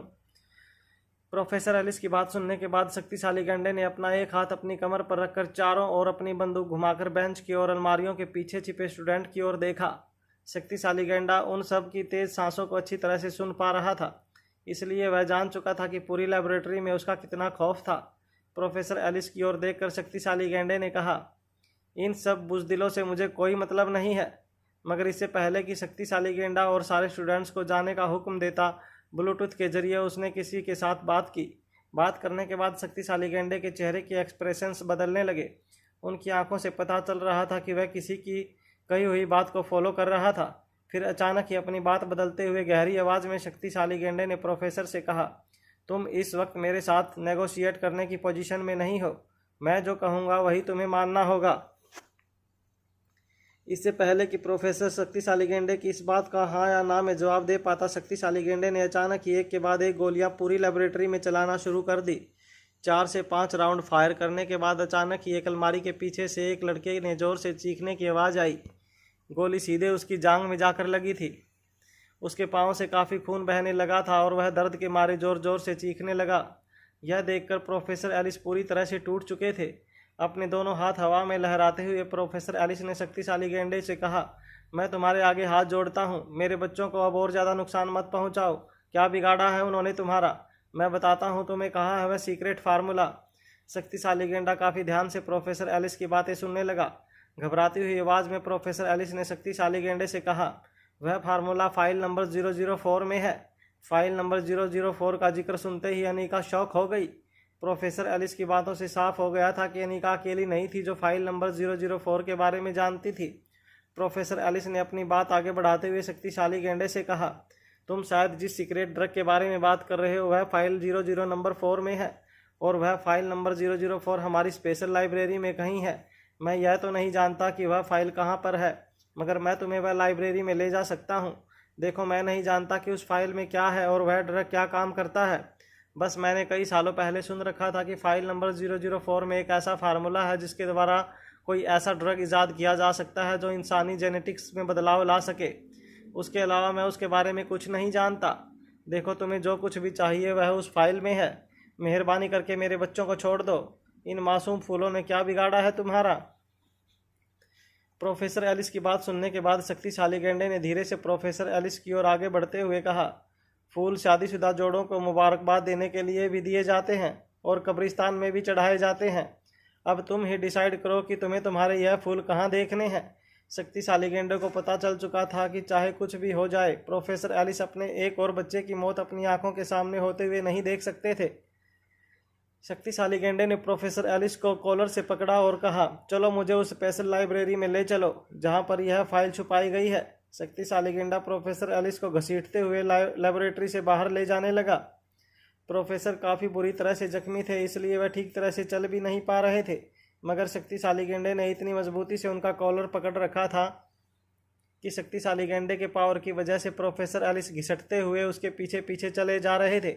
लेबोरेटरी के मेन गेट पर पहुंचने के बाद प्रोफेसर ने पीछे मुड़कर अपने स्टूडेंट से कहा, भले ही मैं एक्सपेरिमेंट में डॉक्टर अमृता के सामने हार गया हूं, मगर एक टीचर होने की ड्यूटी में ज़रूर जीत कर रहूँगा। अपने जख्मी दोस्तों का ख्याल रखना। जल्द से जल्द डॉक्टर अमृता को बुलाकर उनका इलाज शुरू करना। शक्तिशाली गेंडा उन्हें घसीटते हुए लेबोरेटरी से बाहर ले गया।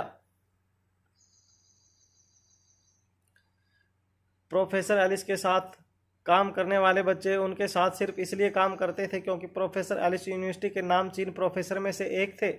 उनके प्रोजेक्ट में काम करने के बाद यूनिवर्सिटी के काफ़ी एलुमनी को बड़े बड़े फार्मास्यूटिकल कंपनी में ऊंची ऊंची पोजीशन पर नौकरियां मिली थी। ज़्यादातर बच्चे सिर्फ अपने स्वार्थ से जुड़कर प्रोफेसर एलिस के साथ काम करते थे। सभी बच्चे यह बात अच्छी तरह से जानते थे कि प्रोफेसर एलिस काफ़ी खड़ूस और मतलबी किस्म के प्रोफेसर थे, मगर आज प्रोफेसर एलिस का यह रूप देखकर सारे के सारे बच्चे मन ही मन प्रोफेसर एलिस की जान की सलामती की दुआ करने लगे। शक्तिशाली गेंडा प्रोफेसर एलिस को कॉलर से पकड़कर घसीटते हुए स्पेशल लाइब्रेरी की ओर ले जा रहा था, मगर जब प्रोफेसर एलिस ने पीछे मुड़कर अपने बच्चों की ओर देखा तो पहली बार प्रोफेसर एलिस को यह महसूस हुआ कि सारे के सारे बच्चे प्रोफेसर एलिस को बड़े ही रिस्पेक्ट के साथ देख रहे थे। इस तरह की रिस्पेक्ट प्रोफेसर एलिस ने बच्चों की नज़रों में इससे पहले कभी नहीं देखी थी। ज़मीन पर गिरे दर्द से तड़प रहे स्टूडेंट को देखकर प्रोफेसर एलिस की आंख भर आई थी, मगर शक्तिशाली गेंडा उन्हें घसीटते हुए लेबोरेटरी से बाहर ले गया। लेबोरेटरी से जैसे ही वह दोनों बाहर निकले, सारे के सारे स्टूडेंट्स बाहर निकलकर मेन एग्जिट की ओर देखने लगे। फिर एक के बाद एक अपने जख्मी दोस्तों को उठाकर उन्हें एक जगह पर बैठाकर वह लोग पानी पिलाने लगे। बायोमेडिसिन के स्टूडेंट्स होने के नाते सारे के सारे स्टूडेंट्स लगभग आधे डॉक्टर बन चुके थे, इसलिए फर्स्ट एड किट की मदद से वो स्टूडेंट्स अपने जख्मी दोस्तों का इलाज करने लगे। तभी स्टूडेंट के कानों पर पुलिस वैन की स्पीकर से आ रही आवाज़ पड़ी। पुलिस वाले किसी तरह से शक्तिशाली गेंडे को रोकने के लिए उसे चेतावनी दे रहे थे, मगर शक्तिशाली गेंडे ने प्रोफेसर एलिस को अपना बंदी बना रखा था। कमज़ोर और जख्मी प्रोफेसर एलिस को घसीटते हुए शक्तिशाली गेंडा उन्हें स्पेशल लाइब्रेरी की ओर ले जा रहा था। हालांकि प्रोफेसर एलिस के लिए अनीका के मन में अब काफ़ी रिस्पेक्ट बढ़ गई थी, मगर अनीका अच्छी तरह से जानती थी कि अगर प्रोफेसर एलिस ने फाइल नंबर 004 का राज और पता शक्तिशाली गेंडे के हवाले कर दिया तो फिर अनर्थ हो सकता था। ना सिर्फ अलेक्जेंडर की जान बचाना अनीका के लिए बेहद मुश्किल हो जाता, मगर पूरी की पूरी दुनिया पर एक बहुत बड़ी आफत आ सकती थी। अनिका चाहती थी कि इससे पहले कि प्रोफेसर एलिस शक्तिशाली गेंडे को लेकर स्पेशल लाइब्रेरी में एंटर करे, अनिका किसी तरह उन्हें रोक ले। पुलिस डिपार्टमेंट के कुछ लोग लेबोरेटरी के अंदर आए और जख्मी स्टूडेंट को स्ट्रेचर पर बाहर ले जाने लगे। डरे और सहमे हुए स्टूडेंट को कुछ पुलिस ऑफिसर शांत करने की कोशिश कर रहे थे, मगर सारे स्टूडेंट को बस अपने प्रोफेसर की जान की चिंता थी। पुलिस ऑफिसर्स उन बच्चों को आश्वासन दे रहे थे कि वह किसी भी हालत में उनके प्रोफेसर को बचाकर रहेंगे। अनिका जानती थी कि जख्मी स्टूडेंट को जल्द से जल्द हॉस्पिटल पहुंचाने के लिए लोग आ पहुंचे थे, इसलिए उन लोगों की अब अनिका को चिंता नहीं थी। अनिका को अब चिंता थी तो सिर्फ एक बात की कि वो किसी भी तरह शक्तिशाली गेंडे को स्पेशल लाइब्रेरी में जाने से रोके। अनिका ने अपनी मुट्ठियां कस ली और बेंच के ऊपर से छलांग लगाते हुए तेजी से लेबोरेटरी से बाहर निकल गई। अनिका अच्छी तरह से जानती थी कि उसके पास वक्त बहुत कम था। अनिका तेजी से दौड़ लगाकर स्पेशल लाइब्रेरी की ओर जाने लगी। अनिका एक बात अच्छी तरह से जानती थी कि अगर शक्तिशाली गेंडा प्रोफेसर के साथ अंदर चला गया तो वह अंदर से रूम लॉक कर देगा और उसके बाद स्पेशल लाइब्रेरी के अंदर जाना बहुत मुश्किल हो जाएगा। मगर सचमुच वक्त निकलता जा रहा था। अनिका जब तक स्पेशल लाइब्रेरी के कॉरिडोर में पहुंची, अनिका ने देखा कि भूमिका अपने कुछ साथी ऑफिसरों के साथ बंदूक ताने शक्तिशाली गेंडे के सामने खड़ी थी। शक्तिशाली गेंडे ने अपनी बंदूक प्रोफेसर एलिस के माथे पर लगा रखी थी। प्रोफेसर एलिस की आईडी की मदद से पहले से शक्तिशाली गेंडे ने स्पेशल लाइब्रेरी का दरवाजा खोल कर रखा था। भूमिका ने शक्तिशाली गेंडे की ओर बंदूक तानते हुए कहा, देखो तुम बचकर यहाँ से नहीं जा सकते। मेरे आदमियों ने तुम्हें चारों तरफ से घेर रखा है। अगर तुम अंदर चले भी गए तो तुम अपने मकसद में कभी कामयाब नहीं हो सकते। तुम यहाँ से जिंदा बचकर नहीं जा सकते। छोड़ दो प्रोफेसर को और सरेंडर कर दो। वह आदमी जिसे क्रिस्टोफर और आशीष डोगरा की गैंग वाले शक्तिशाली गेंडा कहकर बुलाते थे, उसकी आंखों में बिल्कुल भी खौफ नजर नहीं आ रहा था। ऐसा लग रहा था जैसे भूमिका की बातें उस पर कोई असर नहीं डाल रही थी। पुलिस ऑफिसर की एक बड़ी सी फौज और उनके हाथों में बंदूक उसके मन में बिल्कुल भी खौफ पैदा नहीं कर सकती थी। वह जिस मकसद में स्टेव यूनिवर्सिटी में आया था, उस मकसद को पूरा किए बिना वो वहाँ से जाने वाला नहीं था। यह बात उसकी आंखों में अच्छी तरह से दिखाई देती थी। डिजिटल लॉक को एक्सेस मिलते ही दरवाज़ा खुल गया। स्टील का बेहद मजबूत दरवाज़ा खुलते ही शक्तिशाली गेंडे ने अपने एक पैर की पूरी ताकत लगाकर उस दरवाजे को पूरी तरह से खोल दिया। शक्तिशाली गेंडे ने अपने हाथ में पकड़ी हुई बंदूक प्रोफेसर एलिस के माथे पर लगा कर रखी थी। प्रोफेसर एलिस के घुटने और उनके मुंह से काफ़ी खून बह रहा था। भूमिका और बाकी ऑफिसर आगे आए उससे पहले ही शक्तिशाली गेंडे ने एक झटके से प्रोफेसर को ज़मीन पर फेंका और अपने एक हाथ की पूरी ताकत लगाकर उस मजबूत दरवाजे को बंद कर दिया। अंदर से दरवाजे को लॉक करने के बाद शक्तिशाली गेंडा जान चुका था कि चाहे कितनी भी फोर्स लगाई जाए, उस दरवाजे को खोलना नामुमकिन था। बाहर खड़े ऑफिसरों को इस बात का भरोसा था कि चाहे शक्तिशाली गेंडा कितना भी वक्त अंदर गुजारे, मगर उसे निकलने के लिए स्पेशल लाइब्रेरी का दरवाज़ा खोलकर बाहर वापस आना ही था। भूमिका उस वक्त का इंतजार कर रही थी कि जब शक्तिशाली गेंडा स्पेशल लाइब्रेरी से वापस जाने के लिए लाइब्रेरी से बाहर निकलेगा, तब उसके आदमी चारों ओर से लाइब्रेरी बिल्डिंग को घेर कर खड़े रहेंगे। बिना उनकी इजाज़त लाइब्रेरी बिल्डिंग के अंदर से परिंदा भी बाहर नहीं जा सकता था। अनिका, जो कि स्पेशल लाइब्रेरी के बिल्डिंग के कॉरिडोर में कुछ ऑफिसर्स के पीछे खड़ी थी, उसे भी इस बात का एहसास हो चुका था कि अगर लाइब्रेरी के दरवाजे को एक बार अंदर से लॉक कर दिया जाए तो फिर उसे बाहर से तोड़कर अंदर जाना बेहद मुश्किल था। मगर अनिका जानती थी कि अगर V16 पावर ड्रग का फार्मूला शक्तिशाली गेंडे के हाथ लग गया तो दुनिया में तबाही मच सकती थी। वह किसी भी हालत में शक्तिशाली गेंडे को रोकना चाहती थी। अनिका लाइब्रेरी में जाने के लिए जल्द से जल्द कोई तरकीब सोचने लगी। अनिका अच्छी तरह से जानती थी कि स्पेशल लाइब्रेरी में जो स्पेशल फाइलें अकाई में पड़ी थी, वह लाइब्रेरी के फर्स्ट फ्लोर पर थी। अपने पास खड़े ऑफिसरों की नज़रों से बचकर अनिका बिल्डिंग के पीछे वाले हिस्से में चली गई। अनिका ड्रेनेज पाइप के जरिए फर्स्ट फ्लोर और ग्राउंड फ्लोर के बीच एक पतली सी एक फुट की स्लैब पर जा पहुंची। पतली पतली स्लैब और खिड़कियों के बाहर जो छोटी सी जगह होती है, उनके बीच अपनी उंगलियों और पाँव को फंसाकर अनिका धीरे धीरे स्पेशल लाइब्रेरी की खिड़कियों तक पहुंचने की कोशिश करने लगी। अनिका को इस तरह स्पेशल लाइब्रेरी की ओर आगे बढ़ते हुए अगर कोई बाहर से देख ले तो उसे ऐसा ही लगेगा जैसे कोई जंगली बिल्ली बड़ी ही आसानी से छलांग लगा कर अपनी मंजिल की ओर आगे बढ़ रही थी। अनिका को ये था कि एक बार वह स्पेशल लाइब्रेरी की खिड़कियों तक पहुंच जाए तो वह किसी तरह खिड़कियों को खोलकर या खिड़की का कांच तोड़कर स्पेशल लाइब्रेरी के अंदर पहुंच जाए। जैसे ही अनिका स्पेशल लाइब्रेरी की खिड़कियों तक पहुंची, अनिका ने देखा कि अंदर से टॉर्च की रोशनी बार बार खिड़कियों के कांच पर पड़ रही थी। अनिका समझ गई थी कि शक्तिशाली गेंडा वहीं कहीं आसपास था। और इसका मतलब यह था कि फाइल नंबर 004 जिस अकाई में पड़ी थी वह भी कहीं आसपास ही थी।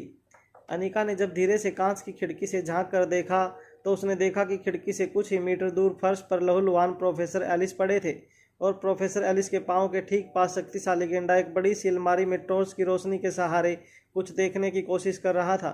जब अनिका ने खिड़की खोलने की कोशिश की तब उसे इस बात का एहसास हुआ कि सारी की सारी खिड़कियां भी डिजिटल लॉकर के द्वारा लॉक की गई थी और अगर कांच तोड़कर अनिका अंदर जाने की कोशिश करती तब सिक्योरिटी अलार्म बज उठता, जिससे शक्तिशाली गेंडे को आसानी से पता चल जाता कि अनिका लाइब्रेरी के अंदर आने की कोशिश कर रही थी। और अनिका अभी भी एक बात अच्छी तरह से जानती थी कि शक्तिशाली गेंडे से अकेले मुकाबला करना खुद अनिका के बस में नहीं था। अंदर एक के बाद एक शक्तिशाली गेंडे ने फाइलों पर नजरें घुमाना शुरू किया, मगर कुछ ही देर की मेहनत के बाद शक्तिशाली गेंडे को वह फाइल दिखी जिसका उसे सालों से इंतजार था, फाइल नंबर 004। उस फाइल को इस तरह से देखकर शक्तिशाली गेंडा भी काफ़ी हैरान था। जब पिछली बार दिल्ली की बैंक में फाइल से रिलेटेड क्लू को शक्तिशाली गेंडे ने ढूंढने की कोशिश की थी तब लॉकर में एक बम प्लांट किया गया था, मगर यहाँ फाइल नंबर 004 ज़्यादा किसी सिक्योरिटी के बिना बड़ी ही आसानी से उसे मिलने वाली थी। यह बात उसके लिए काफ़ी हैरानी वाली बात थी। प्रोफेसर एलिस के आईडी कार्ड से शक्तिशाली गेंडे ने बड़े ही आसानी से इस कांच की अलमारी के लॉकर को अनलॉक कर दिया। फाइल नंबर 004 जिसमें V16 पावर ड्रग का फार्मूला लिखा गया था वो बस अब शक्तिशाली गेंडे के हाथों से कुछ ही सेंटीमीटर की दूरी पर था। शक्तिशाली गेंडे को अपनी किस्मत पर भरोसा नहीं हो रहा था। उसने जैसे ही वह फाइल अपने हाथ में उठाई उसके शरीर में जैसे एक बिजली सी दौड़ गई। उसे ऐसा लगने लगा जैसे अमर होने का रास्ता उसके हाथों में ही था और बहुत जल्द उस फाइल के जरिए वह अपने आप को इस दुनिया का बादशाह बना लेगा। कुछ देर तक फटी हुई आंखों से शक्तिशाली गेंडा उस फाइल को बस देखता रहा। वो जानता था कि उस फाइल में जो कुछ भी लिखा था उसे समझ पाना या पढ़ पाना उसके बस की बात नहीं थी। इसलिए उस फाइल को अपने हाथों में पकड़ने के बाद जब जेब से उसने एक बड़ी सी टेप निकाली, उस टेप को वो लगातार फाइल के इर्द गिर्द घुमाता रहा। फाइल को अच्छी तरह कस कर उस प्लास्टिक टेप में बांध कर शक्तिशाली गेंडे ने उस फाइल को अपने छोटे से बैग में डाल दिया। शक्तिशाली गेंडा नहीं चाहता था कि जब वह पुलिस से अपने आप को बचाकर बाहर निकले तब किसी भी हालत में फाइल का कोई भी हिस्सा गिर जाए या गायब हो जाए। फाइल को अपने बैग में महफूज रखने के बाद शक्तिशाली गेंडे ने फिर से अपनी जेब से बंदूक निकाली। जब उसने मुड़कर प्रोफेसर एलिस की ओर देखा तो प्रोफेसर एलिस काफ़ी जख्मी हालत में फर्श पर गिरे हुए नजर आ रहे थे। उनके पाँव से और मुंह से काफ़ी खून बह रहा था। प्रोफेसर एलिस ने अटकती हुई आवाज़ में शक्तिशाली गेंडे से कहा, तुम्हारा मकसद पूरा हो चुका है, अब मुझे जाने दो। तुम जो चाहते थे वह तुम्हें मिल चुका है। इस बात पर शक्तिशाली गेंडे ने अपनी बंदूक प्रोफेसर की ओर तानते हुए कहा, अभी एक काम बाकी है, वह तुम्हें पूरा करना होगा। प्रोफेसर एलिस हैरान होकर शक्तिशाली गेंडे की आंखों में देखने लगे। उसकी आंखों में काफ़ी शांति नजर आ रही थी, मगर उन आंखों में एक ऐसा खौफ था जो प्रोफेसर एलिस ने अपनी ज़िंदगी में कभी महसूस नहीं किया था। शक्तिशाली गेंडे ने प्रोफेसर को फिर से उनके कॉलर से पकड़ते हुए उन्हें एक ही झटके में अपने पैरों पर खड़ा करते हुए कहा, तुम्हारी इस बेकार सी ज़िंदगी को कुछ काम में ला देता हूँ। जिस तरह तुम्हारी मदद से मैं इस लाइब्रेरी के अंदर आया हूँ उसी तरह से तुम्हारी ही मदद से मैं यहाँ से बचकर निकल जाऊँगा। प्रोफेसर समझ चुके थे कि वह उन्हें होस्टेज बनाकर पुलिस के सामने से यूनिवर्सिटी से निकलना चाहता था। प्रोफेसर एलिस को अपने आप पर इतनी घिन आ रही थी, इससे पहले कभी नहीं आई थी। वह चाहकर भी शक्तिशाली गेंडे की ढाल बनने से अपने आप को रोक नहीं पा रहे थे।